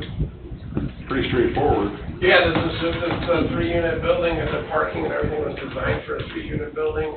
Basically, it's just here for a waiver of a site plan requirement, and he can get his permit. Oh, that's it? Yeah, okay. He can get his, permit to build out the interior finish. So, it's already 80% built out, so he just needs a little bit of finishing up in there, and he's good to go. Did he submit the original site plan? We just had the site plan before this building was there, that's all we had. What we have is what's finished. So, and it's on number 36, you'll see it there. It's a nice clear shot. All of a sudden, I became computer illiterate today, so. Oh, say, that's great. The landlord repaid the parking. Yeah, it's real nice. And new landlord. Ethan Denno. Yeah, well, anybody got any other comments, or? Sure. No, I think we're good to provide the waiver for site plan 2 weeks. 2 weeks. Any other comments? No, sir. You gotta come back in 2 weeks?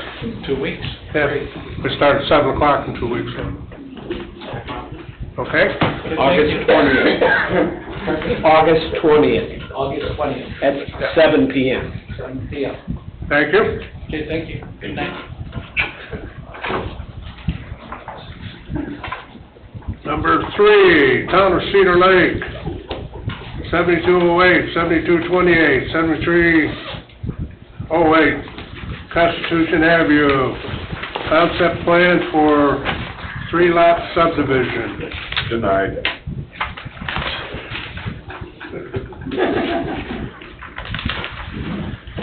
Sorry, can't take any action. Anybody wanna talk about this, or what's going on? I can talk about it real quick. This is Basically, just a tree lot, it's kind of, something that fell off of the earth with the town managers previous, but this was just something that was supposed to happen during the building of the police and fire station, just to create lots of records for them, so it was done, clean, to town standards. So, the plat that you have on the computer did have a third piece of property for a future town hall, so we just kind of kept with that same concept that Don did back in 2023 or 22. Just kind of clean up those areas and make them lots of records. They're split into meets and bounds parcels now, but we just never got, the buck got passed and never made it here, so we just figured we'd get it here and get it finished up. We're doing it in reverse. Yeah. Back into the process, essentially, yeah. So already no problems with it, we just gotta clean it up. Well, it's kind of already done. So occupancy has been given by the building department? For police up there? Yeah. That's when this all came to light. We were going through those final things, and this kind of came up, and figured we would get it cleaned up. So you're saying it's not a legal lot already? Meets and bounds piece of property right now.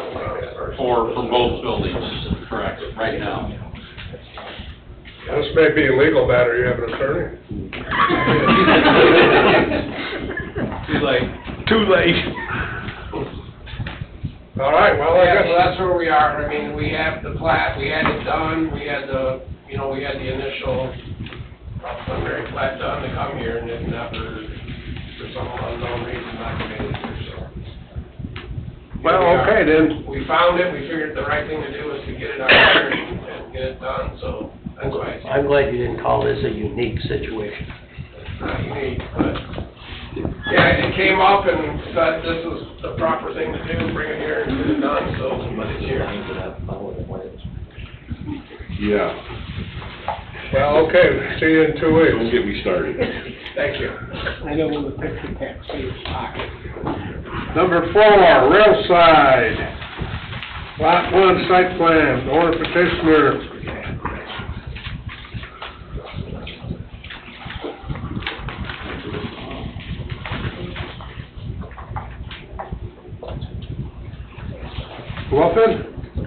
Bluffton 23. Yeah, 23 LLC, 9025 Rockville Road, Indianapolis, Indiana, 46239. My eyes are. I'm really pleased that this rail side thing is taken off like it has. Vicinity of 14011 Alexander Street, Cedar Lake, Indiana, parcel ID 4515283600700014. Petitioner is requesting a site plan. Site plan concept plan, really, where we've not submitted any engineering plans at this point. We are proposing a gas station at the corner of Alexander and 141st. Jack Hulls with DVG, we're the civil consultants on the project, representing, like I said, the petitioner. Lot 1 of the Railside subdivision, it is on the northeast corner of Alexander and 141st. It is a thoroughfare type area, and there's an opportunity for some retail, which was provided for, or accommodated for in the PUD. And so we presented a conceptual site plan for your review. We fully expect that you would have some comments, and we'd like to get some feedback on that prior to preparing our engineering plans, and then we'll revisit this with you guys probably in a month or two, and after we work out those details with our client, and prepare a full, complete package for you to review.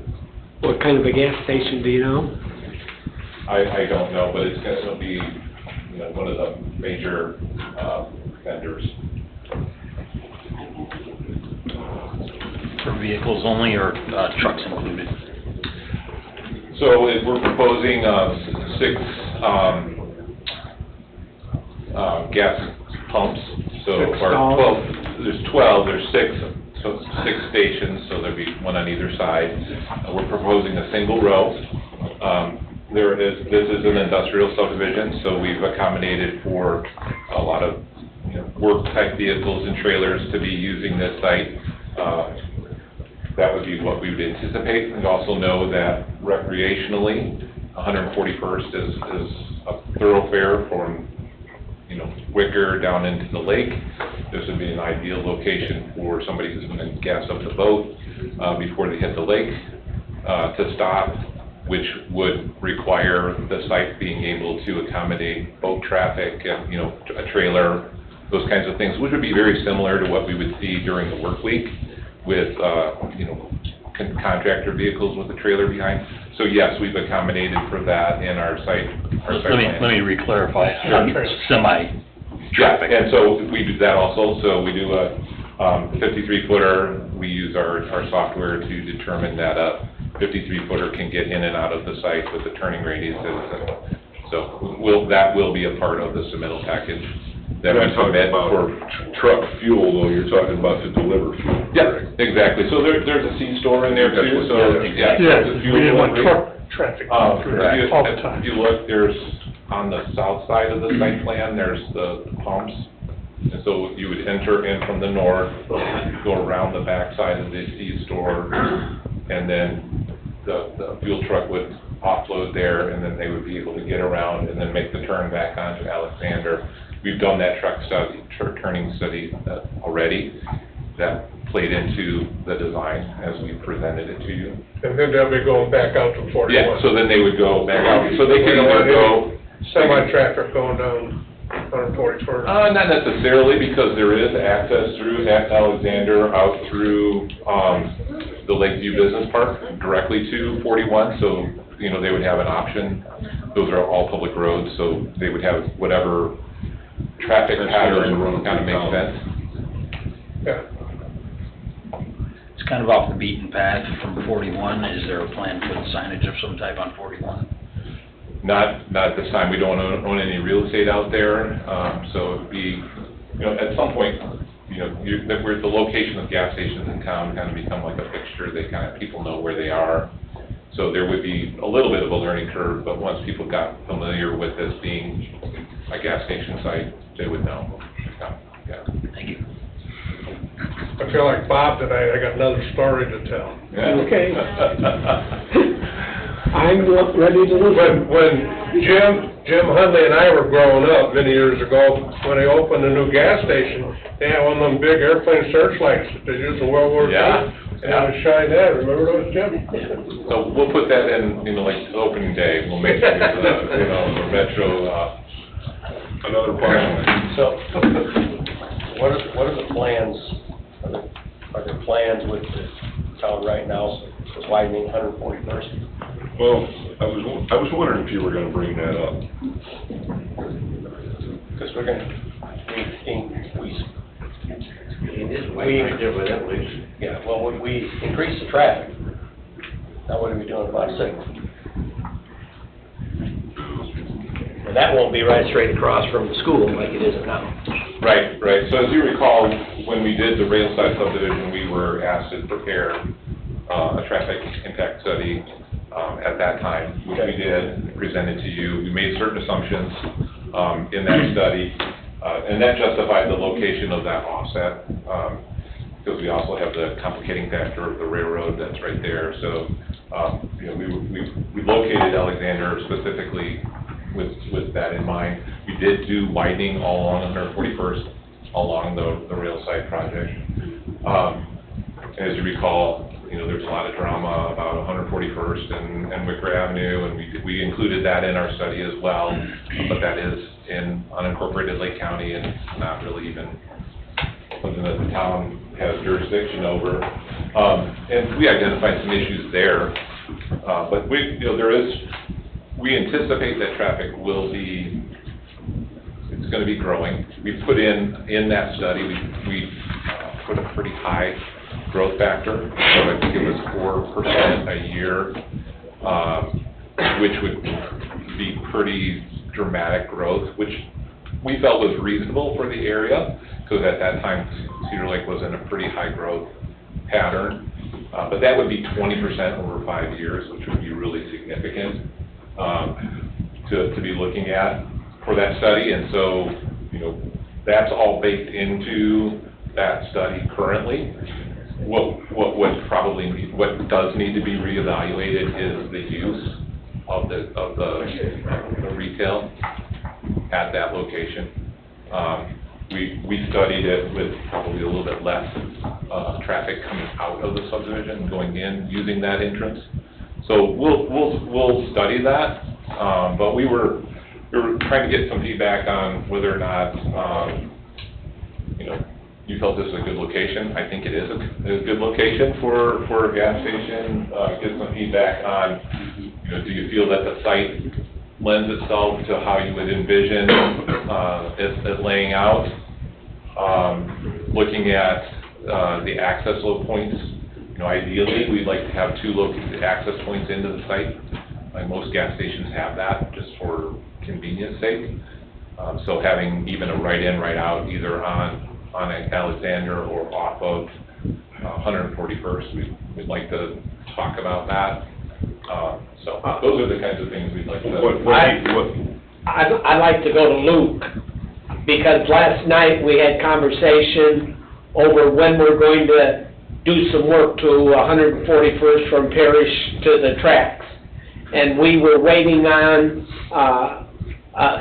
documentation from Christopher B. Burke, and I was told that you have that now. Oh, yeah, so the 141st plans we basically have a preliminary set of plans. I don't think anyone at the town has seen them yet. I think we were still polishing those up. But yeah, we do have sort of... As soon as those are ready, yeah, those need to come to the town council and the plan commission. And then the town council is going to be looking at trying to repair that road. But we had to have this from Christopher B. Burke first. Sure. And I can get you that information. Like I said, it's probably 95% of the way there. Just we'll put a bow on it and pass it along. I guess that kind of goes hand in hand with what Jack is saying. Our only comment on here was to coordinate the traffic. That was, at this point anyway, the only comment we really had. And yeah, I think between that and sort of the study that's already been done, it sounds like there's at least a really good starting point. Yeah. To better understanding. And the road is already widened to the town boundary through Railside right now. Yeah, currently it is, and there's actually a dedicated, currently I believe there's a dedicated left for turning motion southbound into the school, and then there's a dedicated right turning in, and I believe a dedicated left turning north onto Alexander. So there's I think there's 4 lanes in this area. It's pretty wide. Yeah. With curb and gutter on the north side, on the rail side part of the project. So Bob had asked what kind of gas station this is. They're not gonna tell us that on the front side, probably. Well, that's okay. That's okay. But could I assume that it's gonna have aesthetics similar to Casey's on 133rd? Like John was saying before, you know, we don't want the town looking like Las Vegas. So I honestly don't know who the vendor is, but I've been told it's a national, so it could be a BP, it could be Shell or something like that. It's gonna, and the architecture of that would be something that you could review and comment on when we prepare that plan. Those plans would start kind of following this meeting. If we left this meeting and you said, absolutely no gas station here, we're not even gonna consider it, you know, that kind of paints the picture. We're not gonna spend any more money on engineering and architecturals. Personally, I think I like the concept.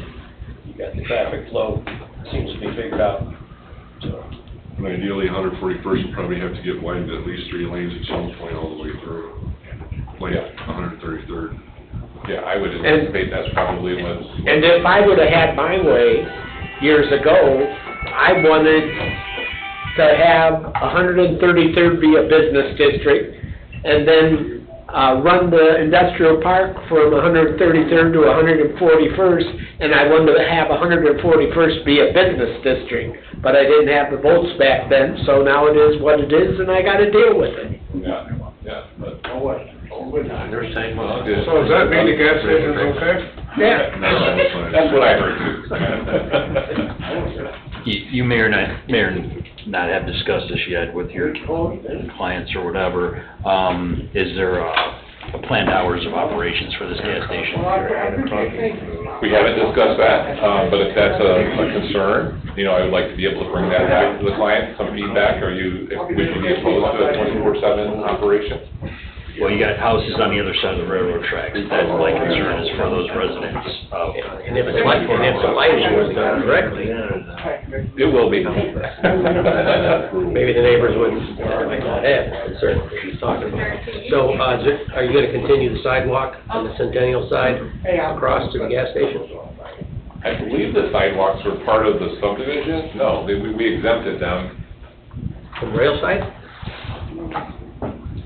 I'm pretty sure we So we exempted them. can't- so nobody can I walk- don't know if we included them along 141st or not. That would be the only thing but it would be part of the subdivision set of plans that the lot owner is responsible to do. I meant, if you're walking from Centennial, Yeah. east to west, Yeah. there would be no sidewalk on the west side of the tracks. Walk to the gas station. Right. It's just missing the crossing. There is a sidewalk there. In front of rail side? Must be covered full of weeds, because I don't remember. Must be covered full of weeds, because I don't remember what that. No, it's up against the curb, it's all the way there, it's short of the railroad crossing, if there's a sidewalk out there. Can you zoom in any more, Luke? I was gonna say, I'm pretty sure we put a sidewalk on 141st on the north side along that railroad line. And we did not do, obviously, the crossing. But that would give you the pedestrian access this way, and then we didn't feel that going north into the industrial park, that sidewalks was necessary. Yeah, it's there, it's all the way across the road. Okay. Well, sounds like everybody's kind of on first page with this, okay with it? Yeah? No, it doesn't have any plan for like a shared restaurant or drive-through. We actually have asked that question. Pizza. I didn't see that I didn't see a drive-through, or, that kind of clutters up a nice It does. site in a hurry, that's It does. a concern. I mean, most of those seem like they're all trying to have something else. We did specifically ask that question of the client because, that's an accommodation we need to be thinking about, and they indicated that that's not in their current plans to do.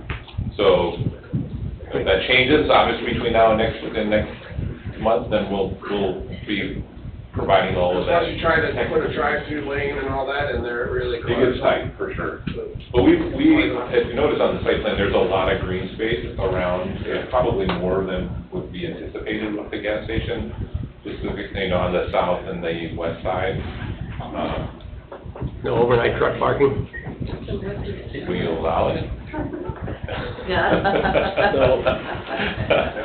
That's like asking us, that's like saying, what do you want me to build here? I've heard that at the podium before too. No, I get it. Yeah, so we can talk about those things and be prepared to answer those questions specifically for you. We did, kind of getting back to the site plan and some trailers, those take up different types of parking spaces than cars do, so you'll notice on the site plan, we have a lot of large parallel parking type areas on the perimeter, and that's specifically for the vehicles. If you got a landscape crew that comes in with their trailer, the guys come in, they gas up, and then they park and go in and get snacks and dinner for the day or whatever. Or a vehicle with a boat. Or your HVAC guys, all those trades people, that's kind of the typical operations in the morning. So we're considering that in our design. There's gonna be more wide open spaces for access on this site then. Okay, it sounds like everybody here is Good? Say, All let's right. do it. We got a plan, thank you. Okay, thank you, Jack. Okay, where am I at here? Update items.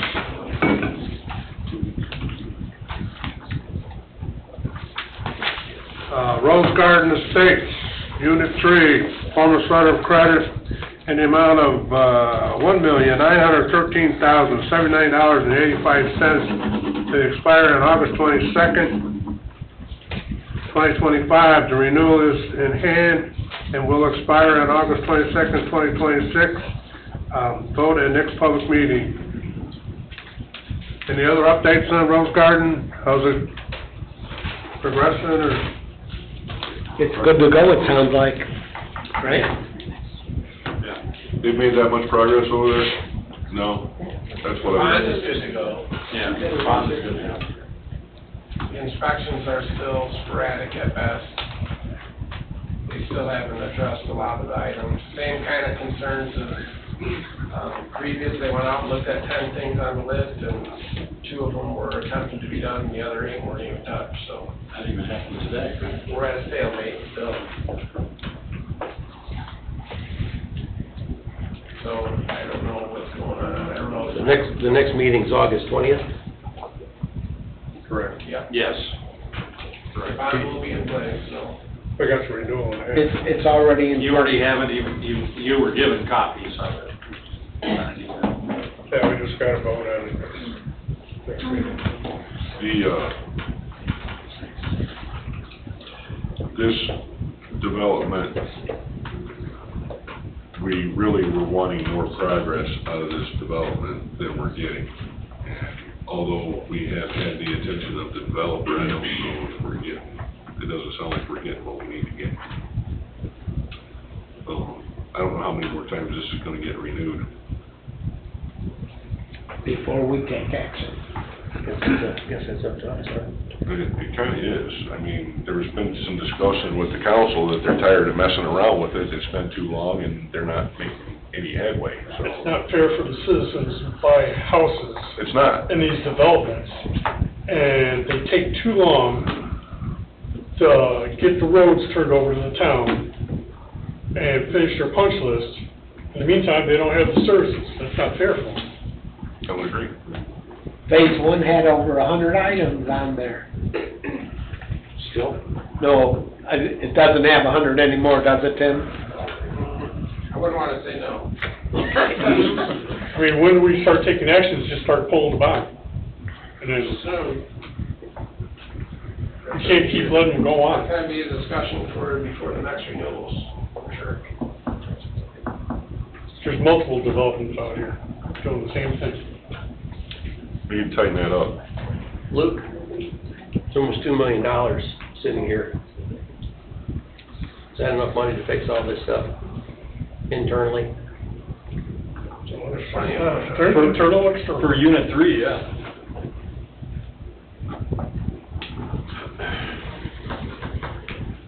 Serious conversation. Okay, let's move on.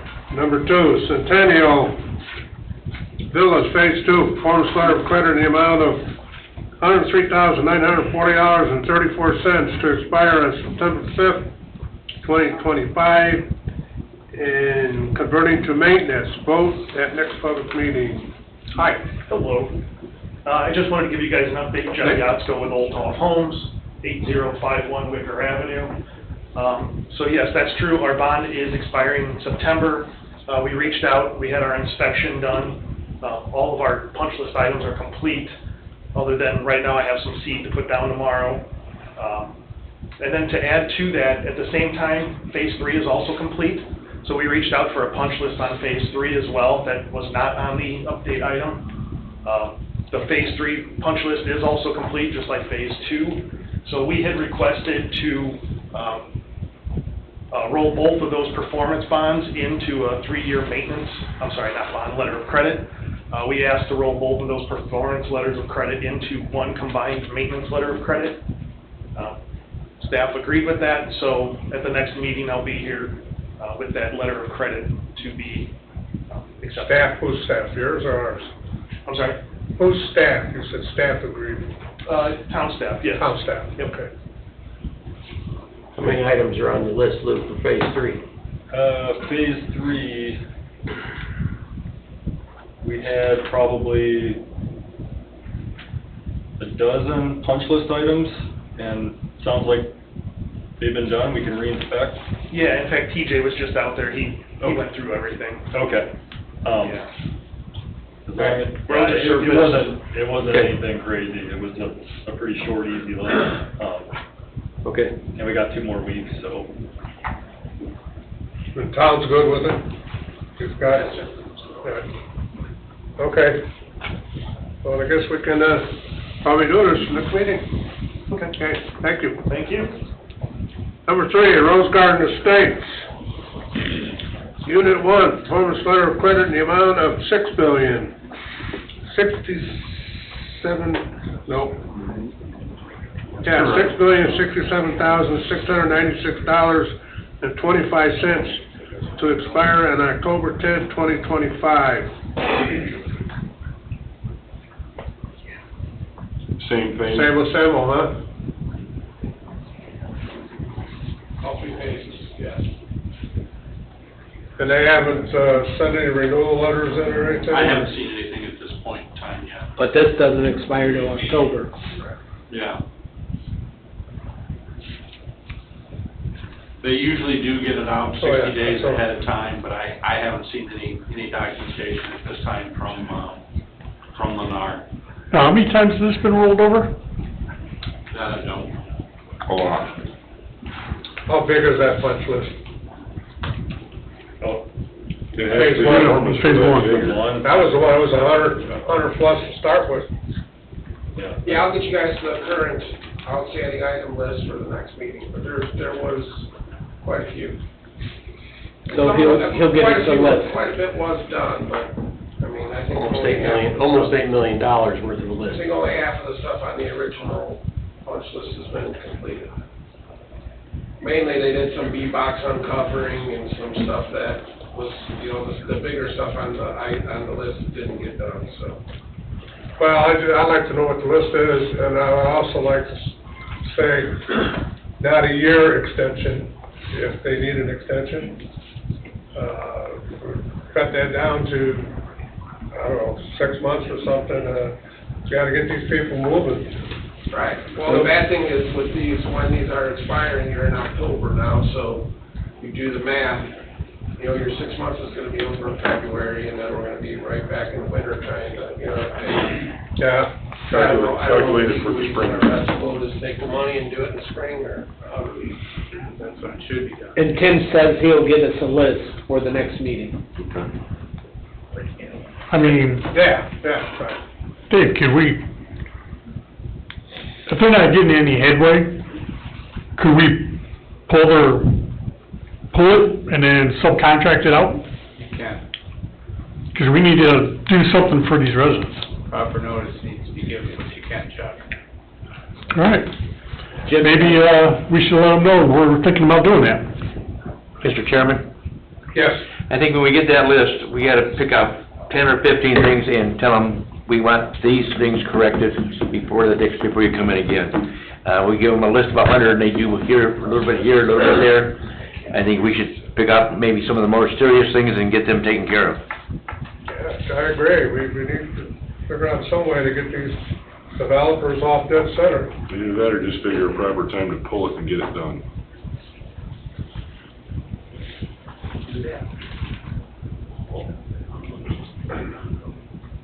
Do you have any inspections scheduled for the next 2 weeks? Tim, any inspections scheduled for the next 2 weeks? They tried scheduling another inspection, they went out there and looked at 10 things, and 2 of the 10 were done, and that was all they did. So you need to tell them that we're thinking about maybe pulling the money and doing I it. told them that a couple times. Oh, you did? I mean, we can tell them whatever you'd like to, but I'll give you guys I don't know exactly how many items are on that list now, but I will get, like I said, I'll have it for you. Can we set an extension with a proper pull date, and if it's not done by then, just have whatever that date is for construction season, lined up with construction season, and just plan on pulling it. You can do that. That might be the right way to go. We've never done it before, but maybe it's time to do something different, because what we've been doing ain't working. We pulled Lynn's way and only had a short period of time to get in there and pave those roads. See what that looks like. You'll have that list in 2 weeks. You'll have that list in 2 weeks. John, before you got one more item, but before you go to public comment, I want to make a statement. Okay. Number 4, offshore estates, maintenance letter of credit in the amount of $33,388.38 to expire on October 20, 2025.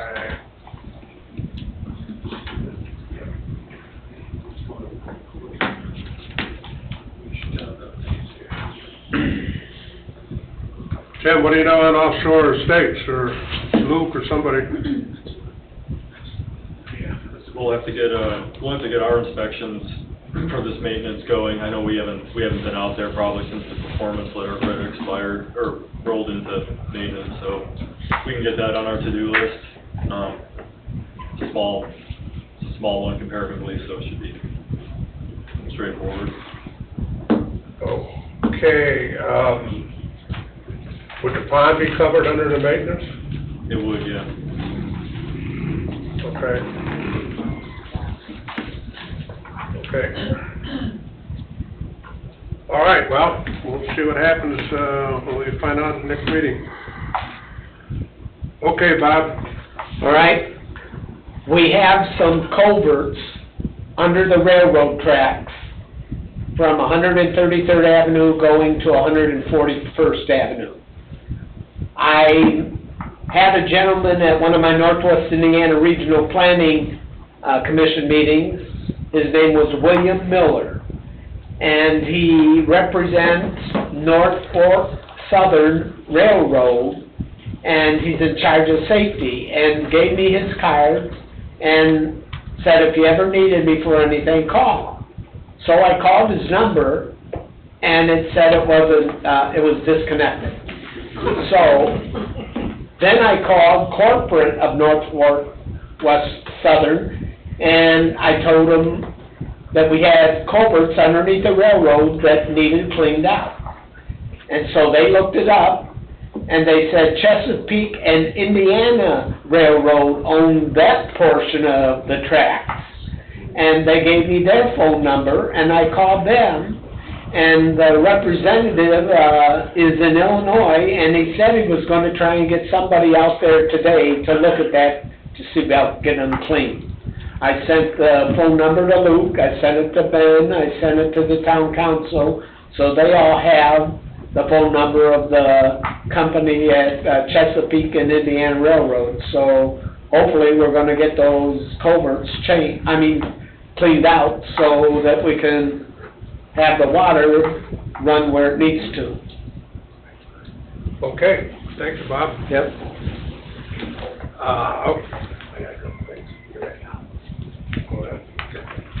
I had a couple things, update items. What's the status, Tim, Grand Prize cars? Well, it's not good because there's still a truck parked hidden behind the south side of the big building, along with the other cars that were hidden back there. Oh, the beer truck? The beer truck. Yeah, the beer truck's still there. Well, on the south side of the main building. They were the south side of the main Old Goats building. Didn't see it there. Well, it was there with like 5 other cars a week ago, and then those cars disappeared, but the beer truck's still there. So. Yeah, I didn't see the beer truck there, to tell you the truth, so. Okay. The semi-trailer, it's parked Ben north. wants to say something. Yeah, A letter with his fine has been sent to him. okay, but he's still not in compliance, nor is the property He's owner. going to continue getting fined, but he is getting fined and tracking up. Okay, the property owner is good with all this? They got the letter also. so- Okay, all right. Sam Maggie. Okay. Okay. It wasn't showing on it? I don't know who owns it. The semi-trailer I'd mentioned a month or so ago, sitting at the little smoke shop north of Lake Liquors, the semi-trailer that's backed in there. Has that been, anybody looked at that? The old veterinary office? No.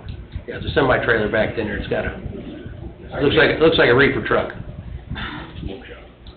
No, the only time I showed it, I was aware of the one on the same property. That was what somebody talked about. Okay, right, that's all I got. In the parking in next to Lake Liquors, you're saying? North side of Lake Liquors, the next property. The old mini liquor store, it's back straight up to the west.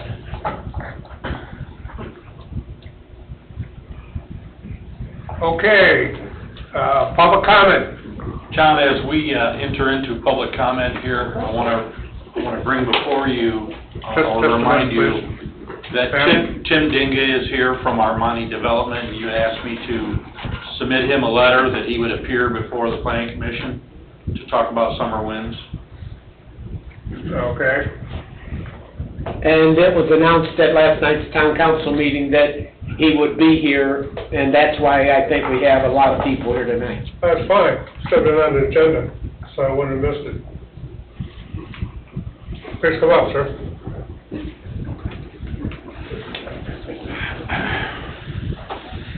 So, Tim wants me to get thrown to the dogs here. So, Brad Lambert, Tim Dingo, we are the developers of Summer Winds residential subdivision there.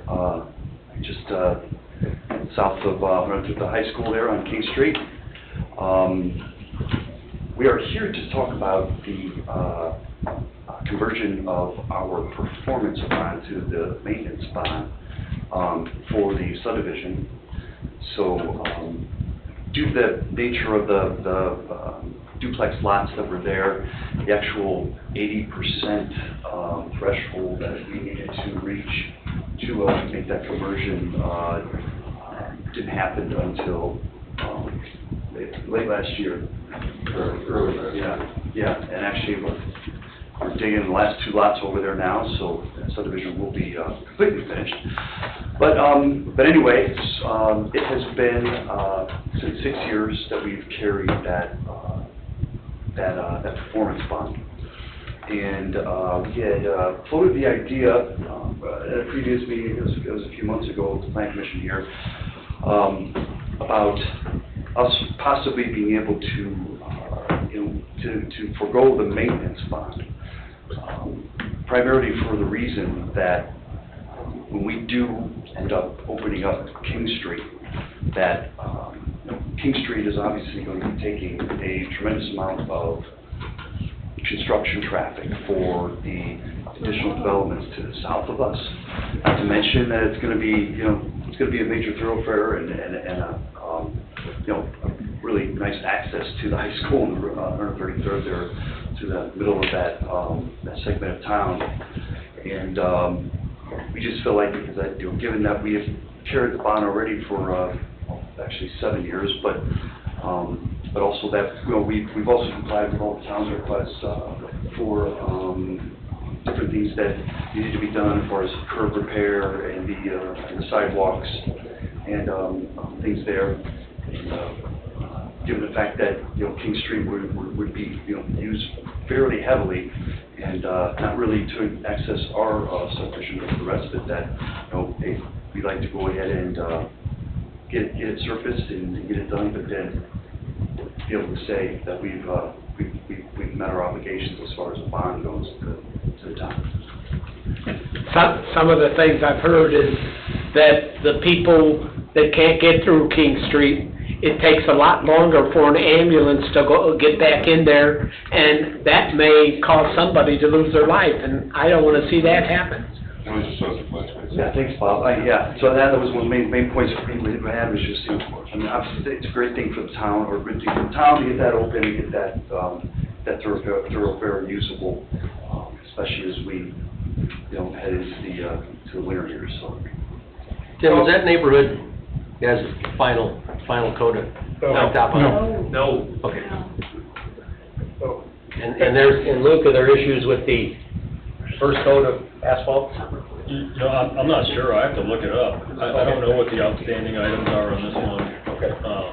Most of the list is done. We tried asphalt 3 years ago. If you're gonna speak, come up here and give us your name and address, please. Tim Dinga, 8034 Patterson Street, Dyer, Indiana. We tried paving 3 years ago, you guys denied us. 2 years ago, when Altoff was gonna tie us in, you guys denied us, we were at 79%. You guys wouldn't even entertain us. And I had many discussions with Tim about, I didn't feel like I should open up King Street if I'm gonna take all the Altoffs, you know, concrete trucks, excavators, any of that stuff. It wasn't fair to us to hold a maintenance bond on the street when their construction traffic is coming through.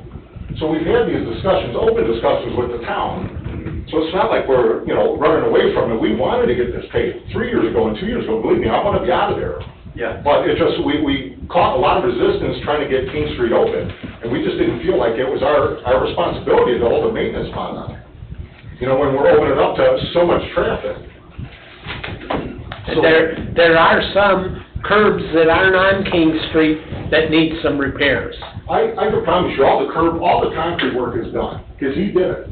Most of our list is done. I have a couple small things I need to walk this up, but the biggest thing was the asphalt. But until we can get this resolved, and the last town manager, I don't remember how long ago this was, but he wouldn't even entertain us at 79%, which I thought was ridiculous. Because we would have tied in, Altoff was gonna tie our subdivision in, and then we were gonna pave. It would have been done. So, you know, it just felt like we got kind of kicked to the curb, and then last year, we just didn't get around to it. We got most of our punch list done, but we didn't go through the asphalt thing. I took a ride through there the other day, and a lot of the curbs are chipped. I would imagine that they're chipped from, snowplows. Yes. Because you don't have the final coat on, so if the top coat was on, the plow would be riding on the rain gutter on the curb. So a lot of that is chipped. Is that a big problem? I don't know, I'm not a concrete guy. Patchwork, if there's any binder that's deteriorated or what have you, it needs to be repaired before the final coat goes on. As far as waiving the maintenance letter on subdivision, I don't see that happening at all.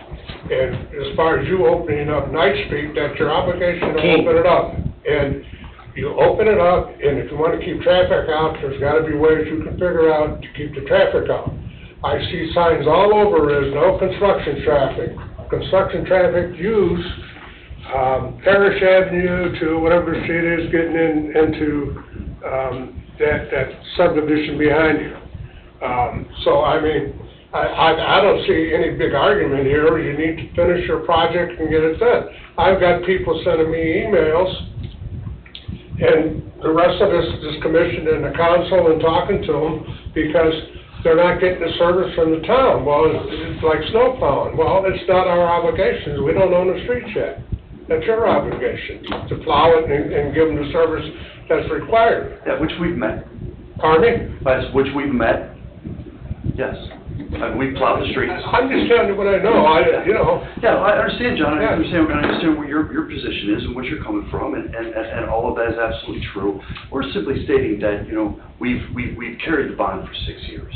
And it's not from our fault that we couldn't have started the maintenance bond 3 years ago.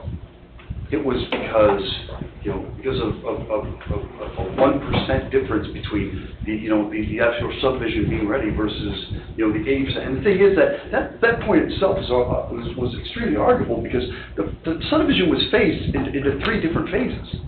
So at the very least, we should have been given the opportunity to go to a maintenance bond for phase 1 and phase 2, which were basically complete. And it was only phase 3 that had the remaining lots in it.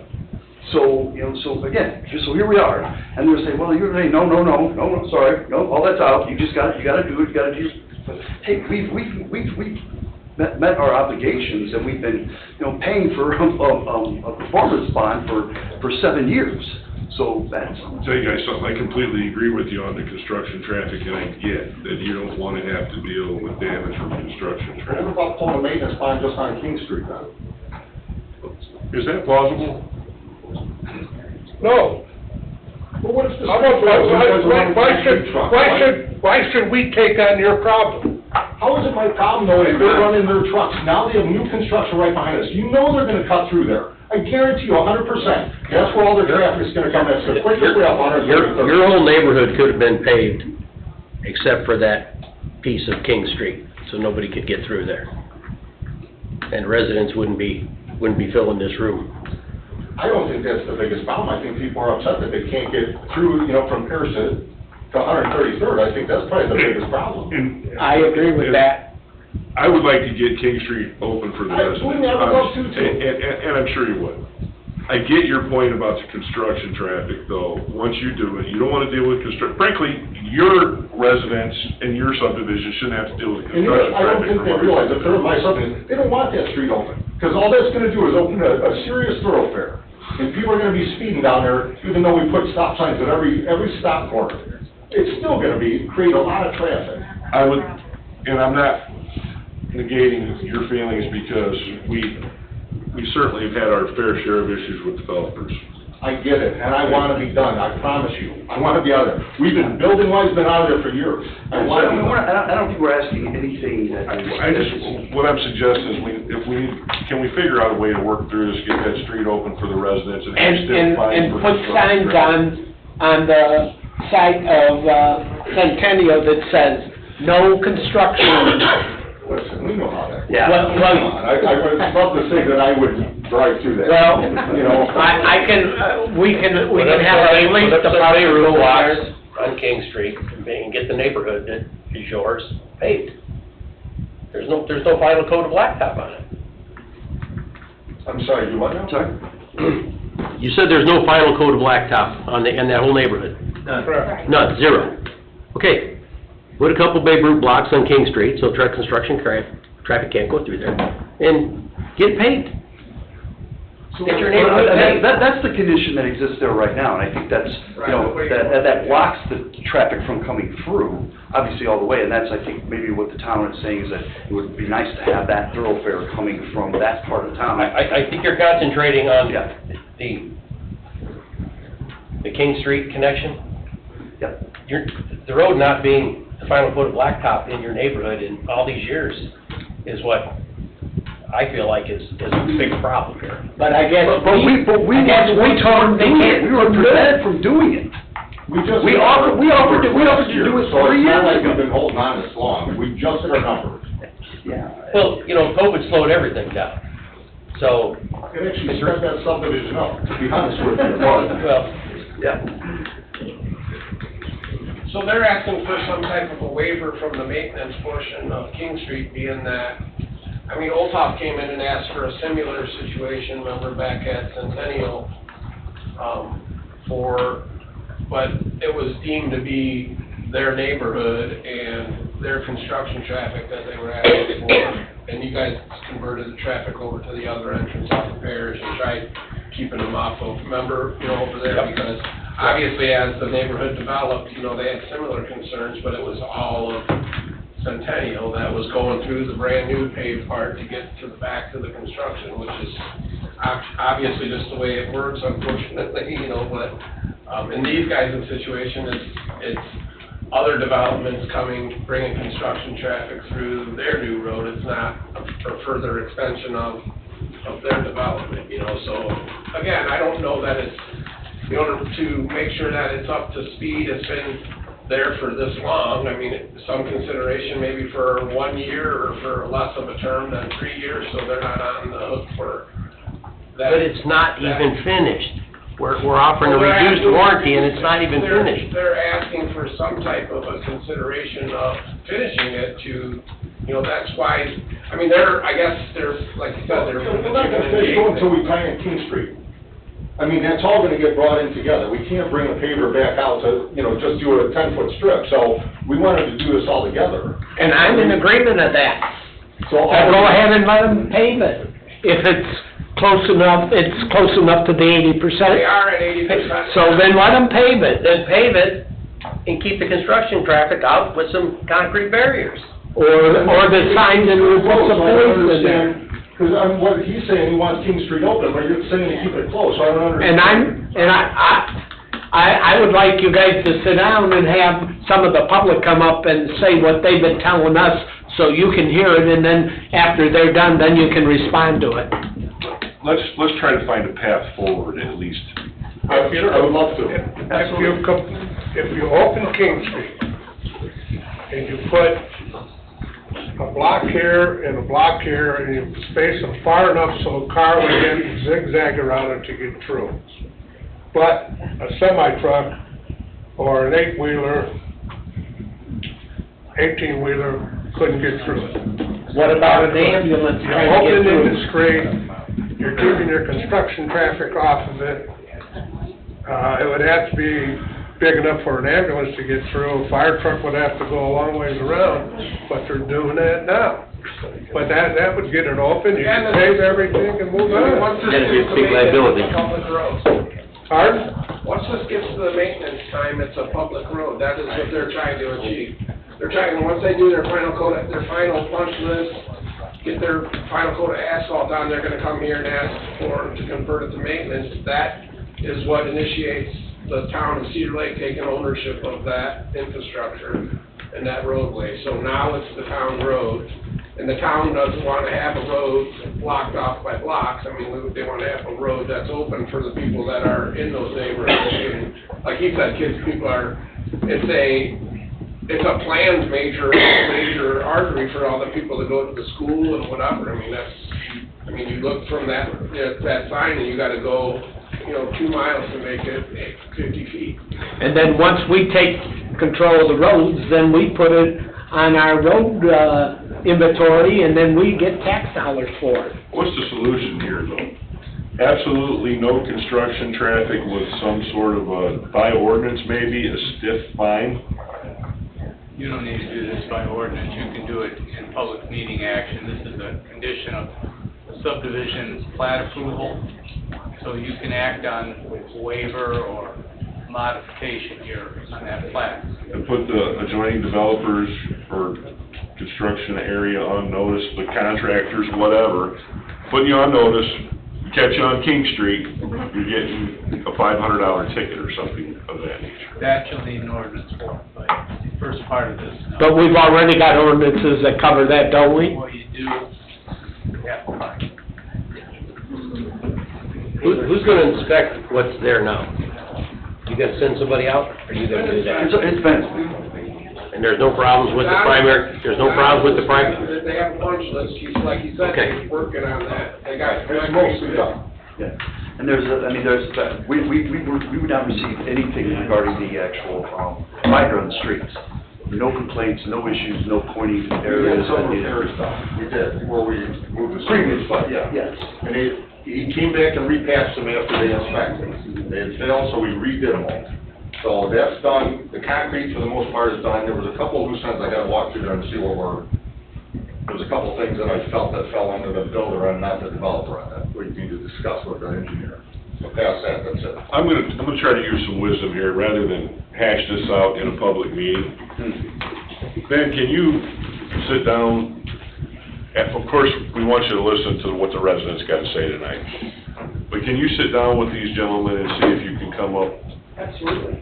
And that way we're not doing this in the public meeting. And Ben's the new town manager, and he's not what we had before.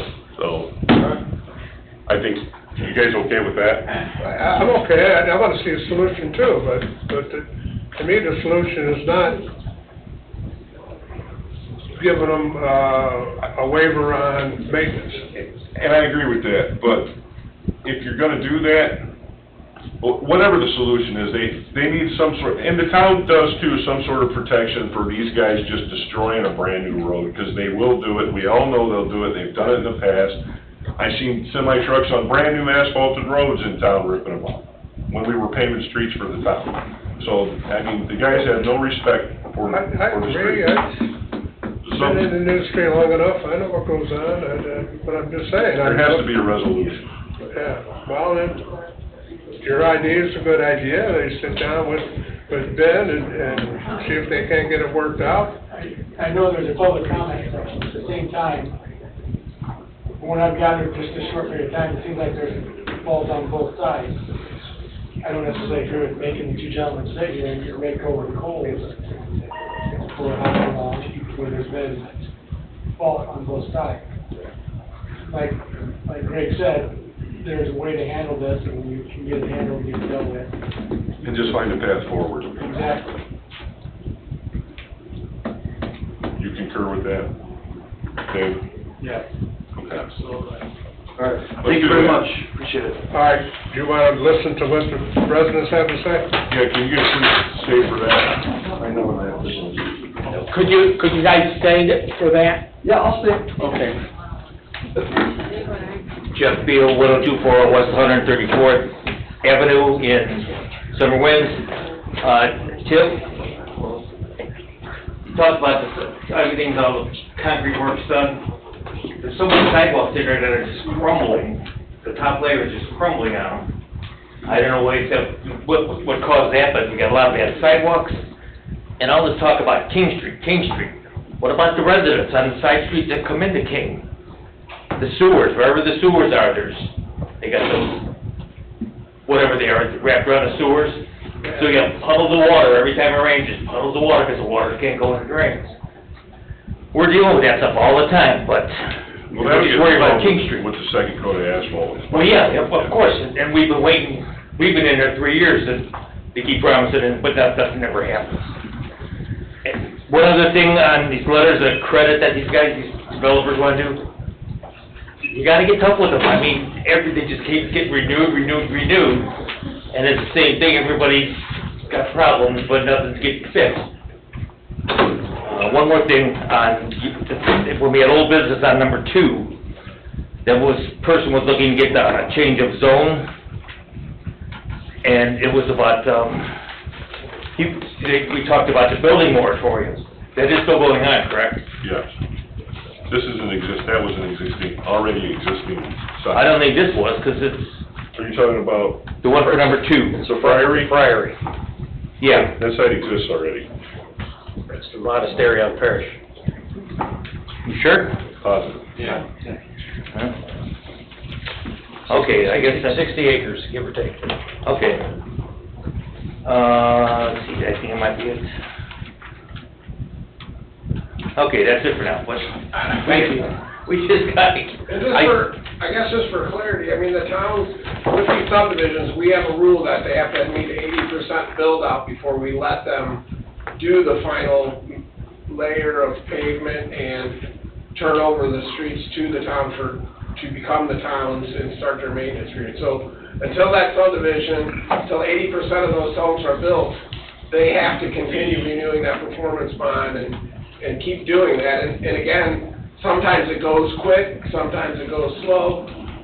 Old Tops, they did Centennial, but some of their phases got down to 15, 13, 20 lots during the slower times so they could keep achieving the maintenance period and keep meeting those standards to keep moving forward. But depending on what happens in those neighborhoods, I mean, we actually, like he said, 3 years ago, they wanted to do it, they were at like 76%, and they could have did one of the phases, I forget if it was number 1 or 2, was at 80%, but it was cost prohibitive for them to bring in the pavers just to do one little section, and they chose not to, but that's kind of why the time, and again, all those rules are to protect us as a town and you as residents, and when we do get those roads for the town, that they're in tip-top shape, and you have new roads and a new subdivision that you bought your homes in, so it's not, they didn't finish it open, we took that road, and then they wrecked them all, and then by the time the last house gets built, you already need new roads, that's kind of the whole point of it, but it is,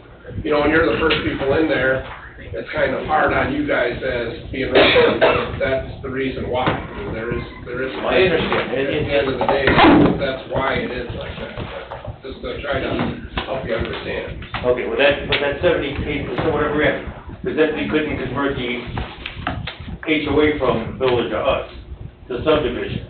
and they did that over a year ago, so that was... Yeah, and the HOA thing is completely different. That's not anything to do with the town. I think that's something to do with... Does that have anything to do with town? No, the town Okay. just does the number of percentage of the lots to us actually accepting the roads as town. And then, once that happens, we start snow plowing them and maintaining them and taking care of the roads. I know how much more people want to talk. Thanks a lot. Thank you. I got a little confused, I think, but stay here too long. All right, guys. Rick Guard, 10177 West 133rd Place in Cedar Lake here. I'm also in Summer Winds.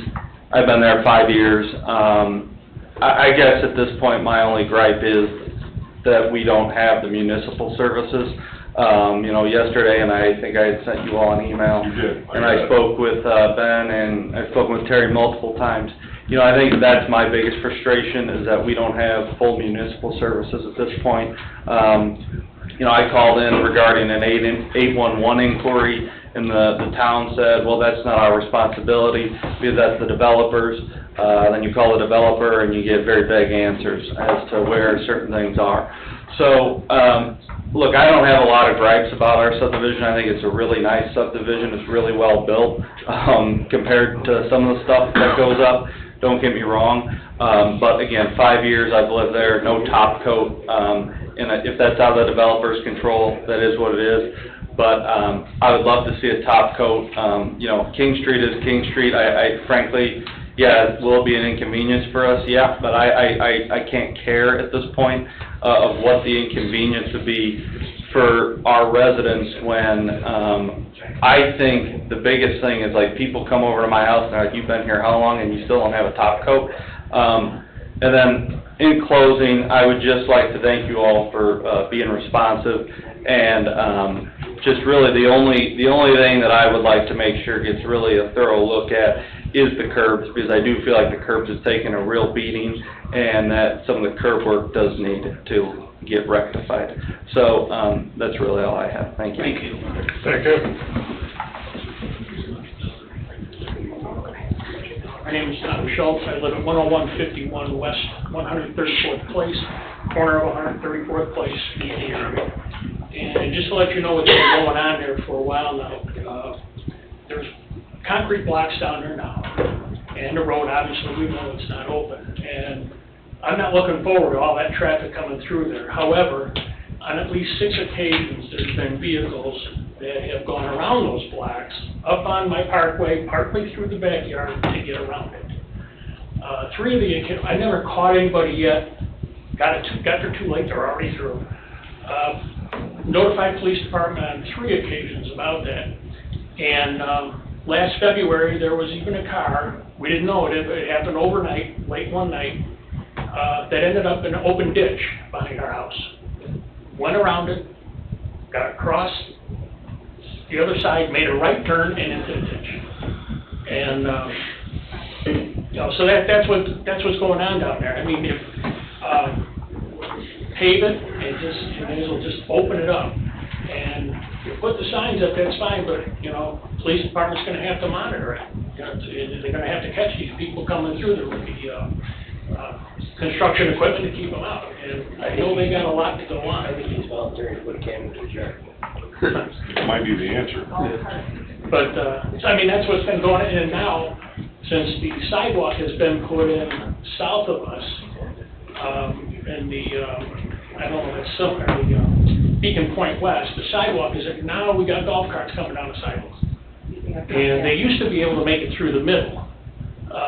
But now, since they put that top coat of asphalt on the other side, some of them are coming down the sidewalk. And I know they're not permitted on the sidewalks, they're supposed to stay in the street. And, so I mean, we got a variety of things going on down there that I would like to see taken care of. I mean, once that street opens up, that'll take care of that. But, the other thing that would need to be done, I would believe, is stop signs put in the other subdivision, on the other side in Beacon Point. Because on King Street down there, I don't believe there's any stop signs on King Street going north and south. So by the time they get to where we're at, they're gonna have a pretty good head of steam going, and they'll just blow right by that stop sign by the side of my house.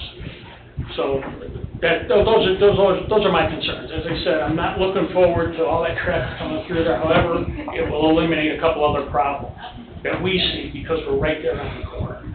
And for future, there should be some, in my opinion, stop signs on King Street south of us, just to kind of slow it down coming through there. Our chief of police is our traffic engineer, and I'll talk to him when we open it to see about getting some stop signs, and then we have to update our ordinance to place it in an ordinance, correct, Dave? Yeah. It should be doable. Yeah. But I mean, I understand you want to put those signs out there, no construction traffic, that's great. As long as it's able to be monitored. I know police department's got other things, a lot of other things going on, I'm sure, but. Yeah, well, we can get them out there, and if they catch one, that may send a signal to everybody else. But they can't be in every community.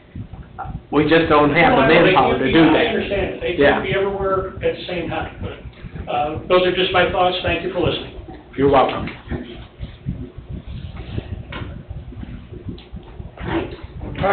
Glad to see you again. Hi, how are you? 10203 West 135th Avenue. And my subdivision's complete, which is Centennial Village, and we're happy about it. It's all paved, it looks beautiful. So we also do not want to see construction going on there because our portion of King Drive is complete. But we want it open for a safety issue. I came the end of May. When I moved in, it was the end of May. Since then, 4 ambulances. Along with the ambulances comes the fire truck and a police car.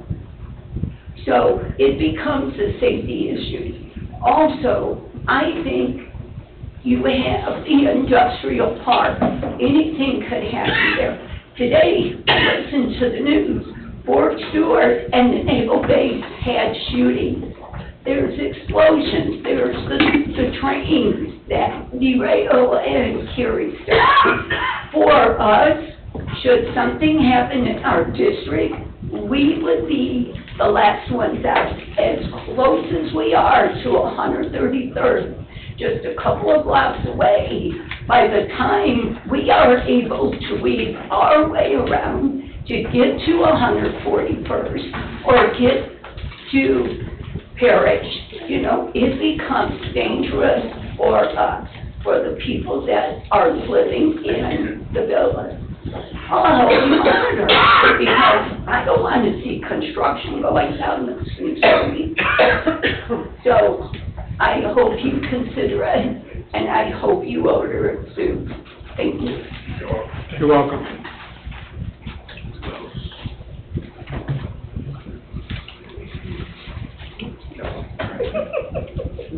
I have a lot of people that have talked tonight.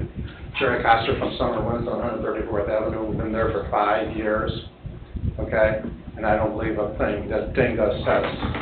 I'm telling you that from the heart, from the day we moved in there. He promises a lot and does nothing. And that's not my sincerity in my heart. Now, the first 100 feet from the stop and go light when you're heading south, I don't know if that's a town street or if that's his. But the first 100 feet are fine. After that, it takes a 3-inch drop, okay? How would you like to go over that every day, in and out, for 5 years? You don't think that does damage to your front end alignment? It does. People are complaining. So 2 years ago, I met with your previous town manager and told him. And he says, look, we'll get that taken care of. I'll get a hold of Dingo, and there's no reason why he can't grind it, so at least it's smooth. Never happened. Never happened. So for 5 years now, we're sitting there with front end alignments on our cars going in and out. When you drive off your driveway, you now take off your curb, and then you have another 2 inches down to the street. So that's what we've been doing for 5 years. The top coat would take care of it. But why can't we get somebody out there this week to grind that thing smooth until you resolve your issues with the top coat? It's nonsense. It really is. And when I look at my tax bill, maybe I'm wrong, but my county tax bill says I paid $1,700 to the town of Cedar Lake. this year, last year, and the year before. And I have to say, well, what did we get out of that? Now you got all these people in Summer Winds for $150,000 a year to Cedar Lake. And what have we got? Got no snow plowing, we got no services, nothing. So it's just a question, what are we getting out of that money we paid to Lake County? Now, I live on 134th, but we got the same problem with the 133rd place and somebody else on 135th. When it rained like last week, several inches, the street gets flooded. And the water sits there and doesn't go down for 2 days. So the board contacted Cedar Lake and said, can you send somebody out with your sewer sucker and clean this for us? Nope, that's not our property, that's not our decision. Well, can somebody do something? Every time we email Tim Dinga, we get 0 answers for the last 3 years. You know, he doesn't respond to us. Maybe he responds to you guys, but he doesn't respond to us. And he could care less. Right now, those sewers, because you guys came out and did hydro flushing, you had all that brown water coming out, pouring down those drains. So now every time it rains hard, we've got water sitting in the street, and cars go through there and splash. I don't think that's right. If Tim Dinga can't do it, then maybe the town should do it and bill him for it. But we'd really appreciate getting that straightened out before you guys decide to save it and work out your issues. And if there's anything you can do to level that street when you first come in, that'd be a great help. Thank you. You're welcome.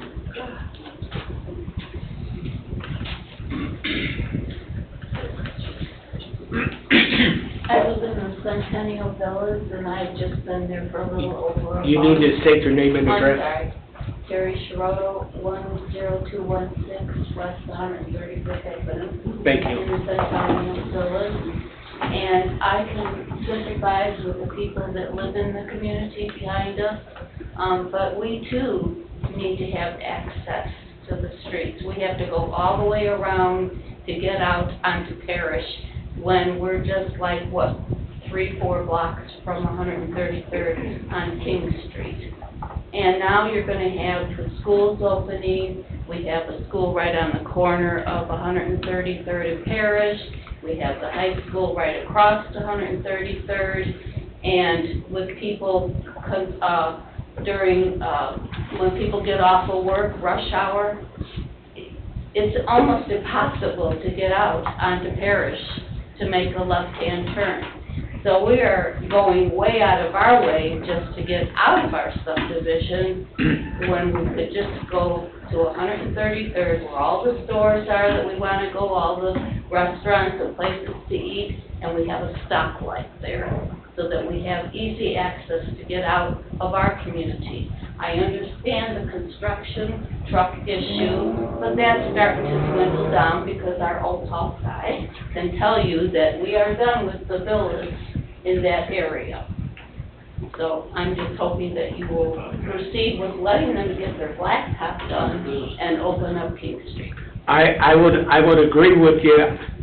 I was at the post office at 7 o'clock in the morning, and I tried to make a left-hand turn because I had to go meet with somebody in Munster.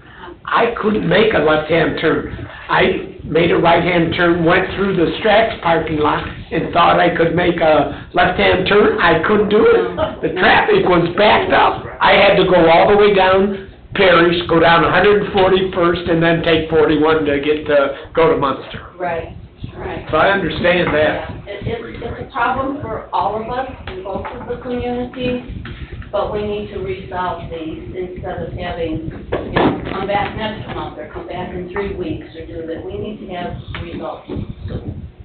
Thank you for your time. You're welcome.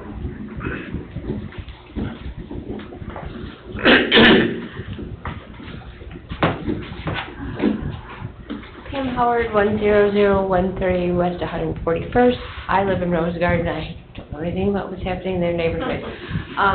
Back in July, I had talked to Brandon and Brian. They were going to come out and finish up the painting from all my plumbing issues, which thankfully have been resolved.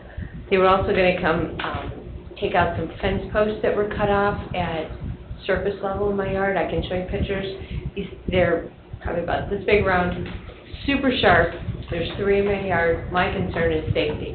Somebody walks through my yard, falls on this. It'll fall on my homeowners, So I was walking the neighborhood, it was down 141st and Heritage. I counted 23 of these fence posts that were cut off, which is gonna be on HOA property. And this is a huge exposure to the HOA once the subdivision is turned over to us. They're supposed to be coming out, nothing's been come out. Happy to show you pictures of these if you want to see. I would like to see this if it's not on the punch list alley, because it's a lawsuit waiting to happen. Is it on the partial wall, that decorative fencing that was around the models? Yeah, but there's 23 of them down here. I mean, I can imagine there's a lot. Yeah, there's 3 in my yard. I don't know about other people. I did talk to a young couple that live in the townhouses and showed her the picture, and she said, yeah, they're in my front yard. I didn't know what they were. Would you send those pictures to my cell phone? I'd be happy to. Just, Kimmy, if we could add that to the mile-long punch list for everybody, safety and lawsuits involved. I feel terrible if a child fell or a senior fell. I fell. You know, cut my head open or my foot or whatever due to this type of negligence. They were supposed to cut them out in July, and I've heard nothing. That's in Rose Garden, plus you say some are in Centennial? No, they're in Rose Garden. It's right when you pull in off of Heritage Way off 141st. I haven't looked any further. It looks like all the model homes that was Tom and Sherry online tonight? No. No. I don't even know that McSherry's doing, I think he's self-promoting what they told me, and now it's Brandon and Brian. We might need to start over there. So Tom's not with them no more? He was promoted.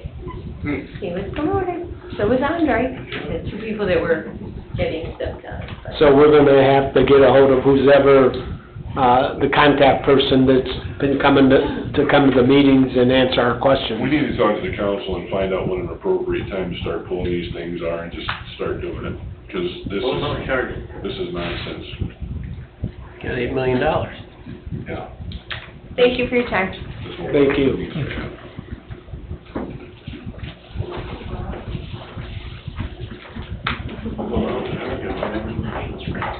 I'm Barbara Rizzi, 10290 West 138th Place. I'm in Centennial Villas. I'm probably not going to say anything new, but I'm just going to reiterate the things that some people have said about King Street and opening it up. My concern primarily, I mean, I've lived there for 3 years. They kept promising they were going to open it. Okay, eventually they will, I get it. But my concern is, as has already been mentioned, and I'm just going to say it again, is from a safety perspective. When I moved to Cedar Lake, we had a hospital that was 7 miles from my house. And I was okay with that. That was pretty good. So then, they moved the hospital farther away. It takes longer to get there in case of emergency. So, hopefully sometime this decade, we'll have the new firehouse in operation. But that then means that if they have to come and fetch me from the southwest side of Cedar Lake, they have to come all the way around the lake and go all the way through Centennial Villas until they get to where I live. And the people that have gave testimony before me live even farther down into the subdivision than I do. So it takes a long time. And I worked in healthcare for a long time and had a thing that we would talk about, that time is brain and time is heart. I extend it to time is heart, which means that every minute you lose in transport are lost brain cells, lost heart cells, and like the lady said, you know, people can die. 5 minutes makes a big deal of difference. So by not having the street open, they're going to have to come farther. It's going to take longer, and then it takes longer to get back around to the hospital. So I look at it from a safety perspective. There's a lot of retired people, there's a lot of older people, and things happen. So I just, please find a way of resolving this as soon as possible. I mean, it's time, guys. It's really time. Thank you. You're welcome.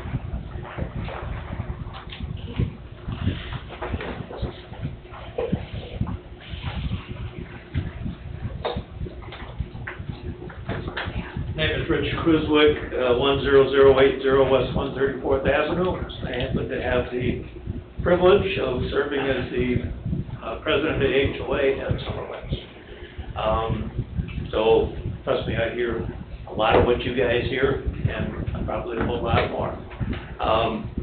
But overall, I'm happy with the subdivision. We're happy with our build. Tim did a great job with that type of thing. Couple points I would like to make is the things that I'm hearing from our residents. One is on the punch list, and I had people out to look at some drainage issues and sidewalk issues and things. Tim was out there, the former town manager was out there, the former town engineer was out there, so I feel like maybe a few things have been lost in the transition. But there are some open items on the punch list yet, and like, they did come out, they did do some curb work, they did do some concrete work, but we've had more concrete deteriorate in the meantime. We've got a lot of pitting, we've got a lot of spalling, so we do think they need to have a walkthrough, and my understanding is that needs to be done. But we've been told anyway, before they pave the streets, so just not getting the cart before the horse, my understanding is that that punch list needs to be cleared up first. Secondly, as far as the sidewalks and curbs, obviously, we got a couple people saying they got sports cars and they can't even pull them over the curbs because of the lower streets, because they're not finished.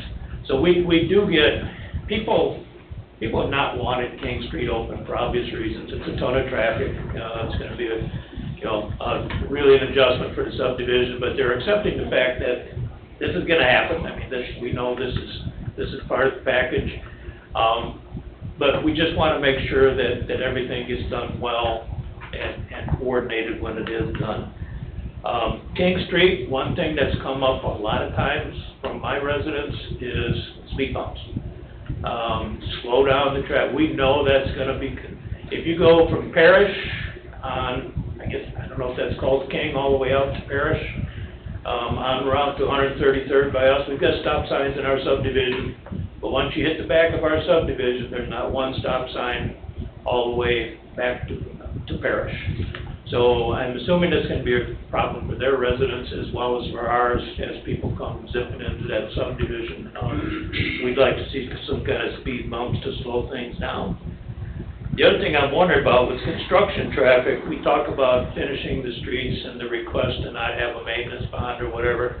We said, okay, we'll keep construction traffic out. They're gonna have to drive on some finished streets because they're either gonna drive on ours or they're gonna drive on what comes from Parish because that's finished and all the way up to the back of the subdivision now. Development they were talking about right behind ours that just got their final coat. I believe you just approved the phase 3 of, I think it's Centennial back there to build just south of our retention pond. So there's a bunch more construction's going to go on. There's finished streets both directions. Concrete trucks and things are going to have to get there somehow. So I don't know how we keep all the construction traffic out to satisfy whatever requirements there may be in both subdivisions. Another item is we have no parking signs for King Street. With the high school letting out things like that, they're talking about here the traffic on Parish. Well, if you've been down 133rd when the high school lets out or when it's coming in, I mean, you can't even move. You can't get in and out of our subdivision even with the stoplight there because the police are directing all the traffic. And that's if we can get help enforcing the no parking. We know they're going to be parking there waiting for people to come out of school, things like that. It's going to narrow down the subdivision, the street there. There's just going to be a lot of traffic, and a lot of it's going to be likely parked in the subdivision.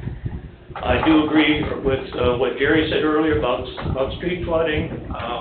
I'm the guy that did call the town, and the town told me, no, we don't suck out that drain, the storm sewer, and they referred me to our developer, so I did send an email, but I've never heard anything back on that. So that's kind of the things that we're hearing. Back a minute to the sidewalks and curbs, or sidewalks in particular. these lots that we have been bought and sold. And Monty started the development. He sold off some lots to, well, I'm not sure the arrangement exactly, the pyramid development built on some of them. Then he sold some off to Homes of Distinction. They built a bunch of homes, so they have their own contractors come in and do the concrete. Then we go back, Pyramid bought back the last, I think it was 7, and so now they're building again, and I think Armani, correct me if I'm wrong, but I think Armani's the builder for Pyramid, who owns those lots. But we got all these different companies coming in doing concrete work and all that, and from our perspective, you know, I reported to the builder when we got an issue with that, but I don't know, since that's the public way sidewalk,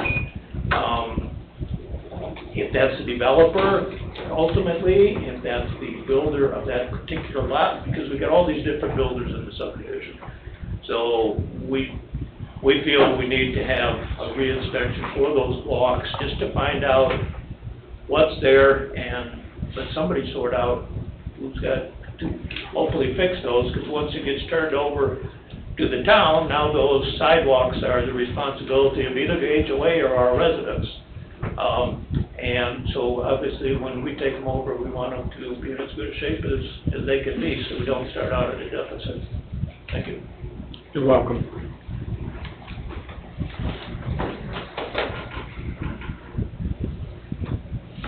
Well, my name's Linda Jameson. I live at 13402 Madison Avenue in Summer Wind.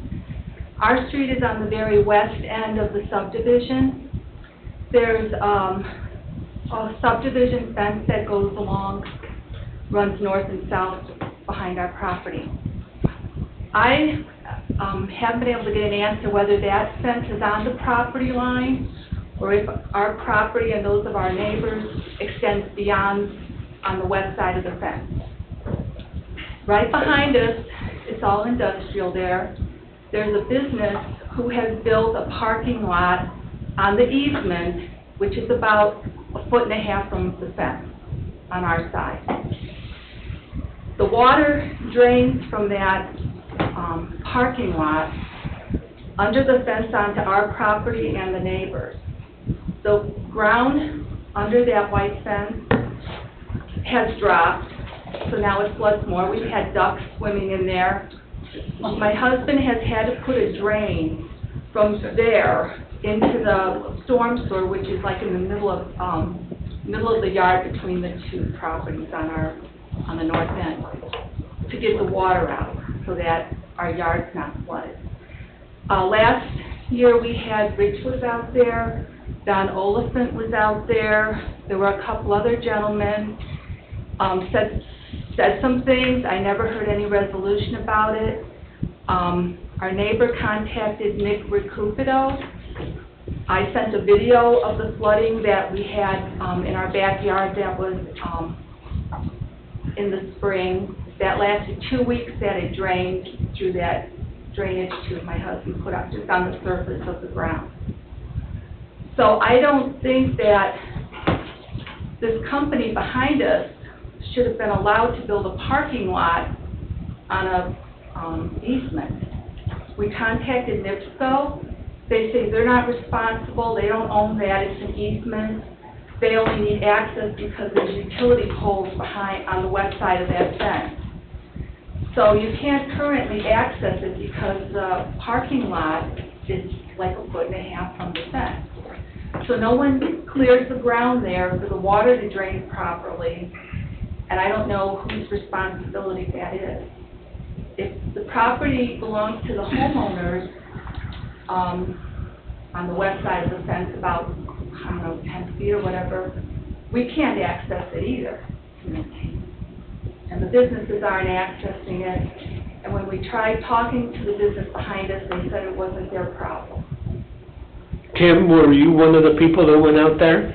Yeah, we've looked at it, and there's a lot of issues over there on the industrial park side. I mean, the pond it's got a lot of overgrowth on it. Don and I were kind of working on trying to figure out where the actual structure in Summer Winds was tied into the pond that's over there, in the industrial park, but we never did finish up. I mean, we never did get up. They definitely have, I mean, she's got some water there. I mean, it is draining, but it does have some Well, in flood March, there was ponding a flood. Yeah, for And I sure. filmed it, and sent it. Yeah, I mean, at that time of the year though, when there was water there for 2 weeks, there was water quite a few places for. This never did it like that when we moved in. This started like last year. And we feel And like not the pond back there in the industrial park is, the outfall is supposed to go to the west and through summer winds, detentions into their stormwater system, and the actual lot that's out there, like I said, we were there, they were supposed to, they mowed the lot down now, but we never did find where that pond was tied into their structure, so. So Luke, can you get with, Tim and try to find out what Don was doing and? Yeah, we have to continue on with that and figure that out, but that's definitely one of the things that's, 13402 Madison Avenue. And then, Okay. I'm not sure of the. They're like right behind the exact address to the north of us, but his yard also floods. You're right behind the Sterling, right? No, I don't it's know. behind lot 7, the next one to the south. You wanna take my? They got gravel all the way up, they got gravel all the way up to Did the you send to fence. Nick? Right where the arrow is now. Are you done? Oh, no, you're putting that away. Get your pictures. Oh, I'm sorry, I'm All right. Hey, thank you. Anybody else?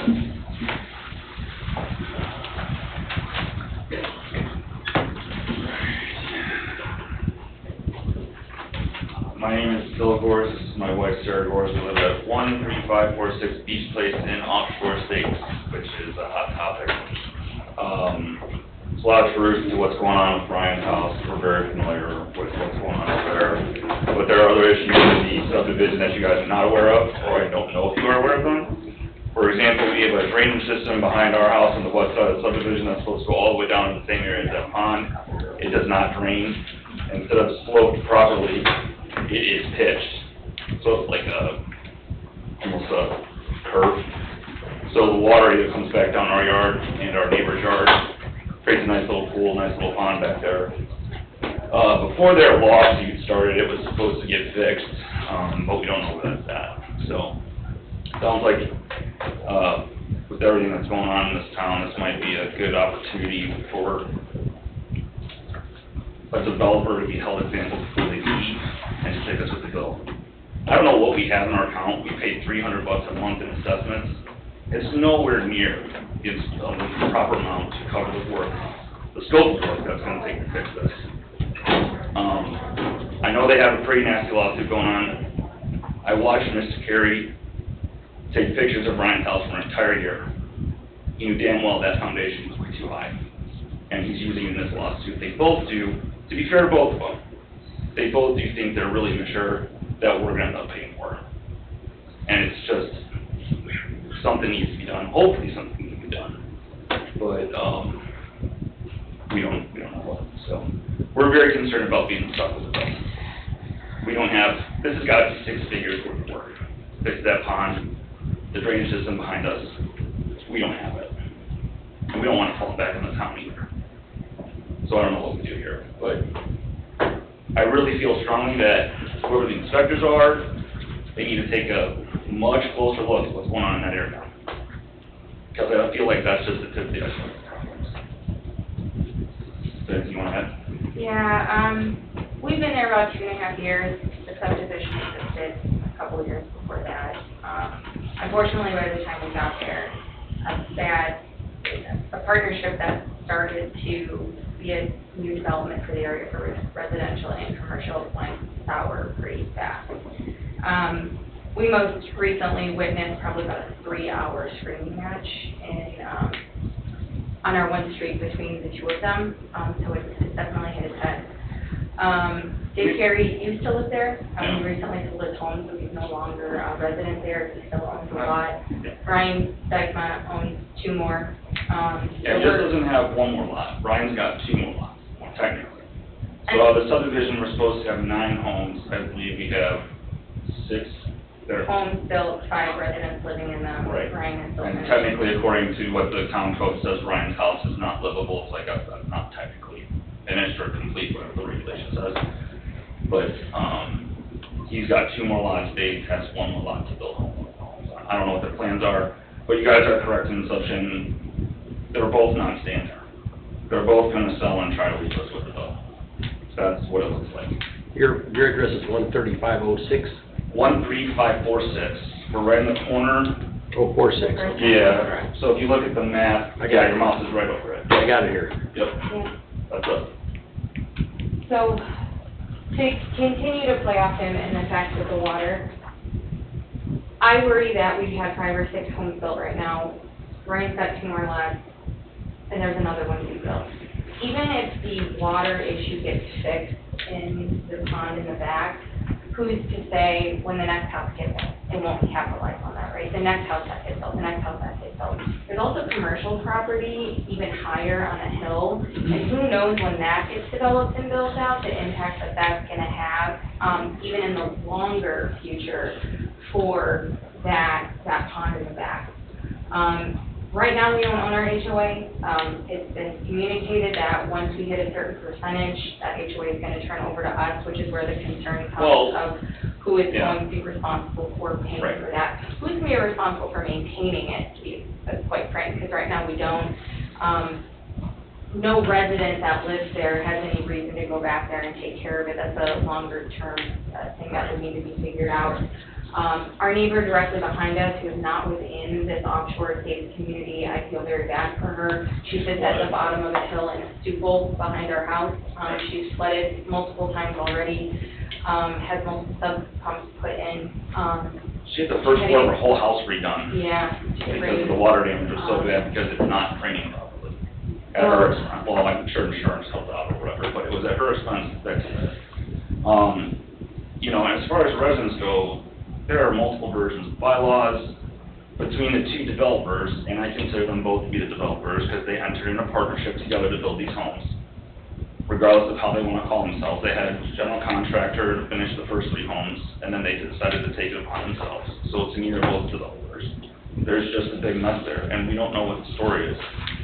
We don't know what the rules are, and the reason I bring up the bylaws is he approached one of our neighbors about being our president. That's one of his steps to get out of having to pay to fix the subdivision. And he did not notify any of us except for going to one neighbor. So I just don't know what the story is, completely. I don't think you guys are being told the full story, especially after watching 2 meetings ago, the whole 20-minute conversation here. But there's plenty of responsibility to go on, or to go around for both individuals, not just one. Look, would you look at the west property line Yep. in your file? Yeah. See what it's supposed to be, and then see what it actually is? Thank you. And probably just the one thing to add, I've heard a discussion around, Ryan's property possibly being looked at as an Airbnb. Right. Which we tried to contact Dave multiple times about and got no response. So we've tried to cooperate. We've tried to work with people in subdivision. And this is not just our household, this is the other households as well. We don't get responses, we don't get cooperation, collaboration, nothing. Just stuff happens and then we're here. And outside of that, like you dropped a number of the house being 500K, I'm fairly certain that the house is gonna have to go on the market higher to cover a lot of the expenses that are being dealt with right now. When that house doesn't sell and sits there at that price point, it gives me more concern that there is gonna be a need to recuperate some cost, which might impose somebody trying to do an Airbnb, which ourselves are not interested or No one fans is. of. I'm sure that sentiment. Ben and I have had a conversation about the Airbnbs, just to enlighten you about that. We're working on the zoning ordinance now, and there will be some heavy restrictions on Airbnbs going forward. Right. Well, there's a few in our neighborhood, and there's one in particular where if you come in off 136, you know, it looks like there's a college party and stuff like that with 25 cars parked out there. That's the kind of stuff we're trying to. Right, and that's what we're concerned about. We're concerned about a family or a group of kids coming in on a Wednesday night, and the next thing you know, it's just party central and stuff like that. In your bylaws, does it state on? I don't take our bylaws seriously, because there is an argument in their lawsuit, from what I've heard, I don't know this for sure, over whose version of bylaws is accurate. Okay, so either version's a owner occupied? I don't even know how many Am I- versions there are. Okay. The last I was told is that there is nothing in the bylaws today that have a notice of Airbnb. Dave, when the bylaws had been recorded at the county? It should have been. So again, this is a situation where we approached Dave on this, Dave Carey on this, and we got zero response. So, that's why we're here. That and, because there is another serious drainage issue on the west side of the street, it's just not on the east side of the street. Well, You guys need to work. our guy's gonna check it out. Come by Before, well, he's gonna see what it's supposed to be, and then he'll see what it is. Yeah, okay, great. That part's great, and then the other part is, we're gonna keep checking in to figure out what is long-term maintenance of the pond look like, and who's ultimately responsible for that. 'Cause Right. like I said, if it's us, we don't have it. Right, we don't care. There's a couple $1,000 if we're lucky, and if there's 5 homes staying into it, that's it, you know. The addition we put on our house of a fairly substantial deck, and we'll know what that costs, I can't imagine what it's gonna cost to redo that pond. I can't imagine. It has to be at least 6 figures worth of work of fixing the drainage system on our side, the pond, the landscaping, when you total it all in, you're talking about going around the entire horseshoe of the subdivision. Well, maintenance will be a big item there. Yeah, absolutely. So it's just a great opportunity. I know, like, we're new here, we know this, the town council split because people were really upset with developers. Well, I hate to say it, they're two guys that entered into a business that are clearly in over their head and they gotta get out, and I understand that.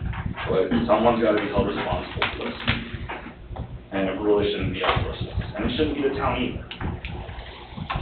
So, thank you. Appreciate it. Okay, stay tuned. Yep.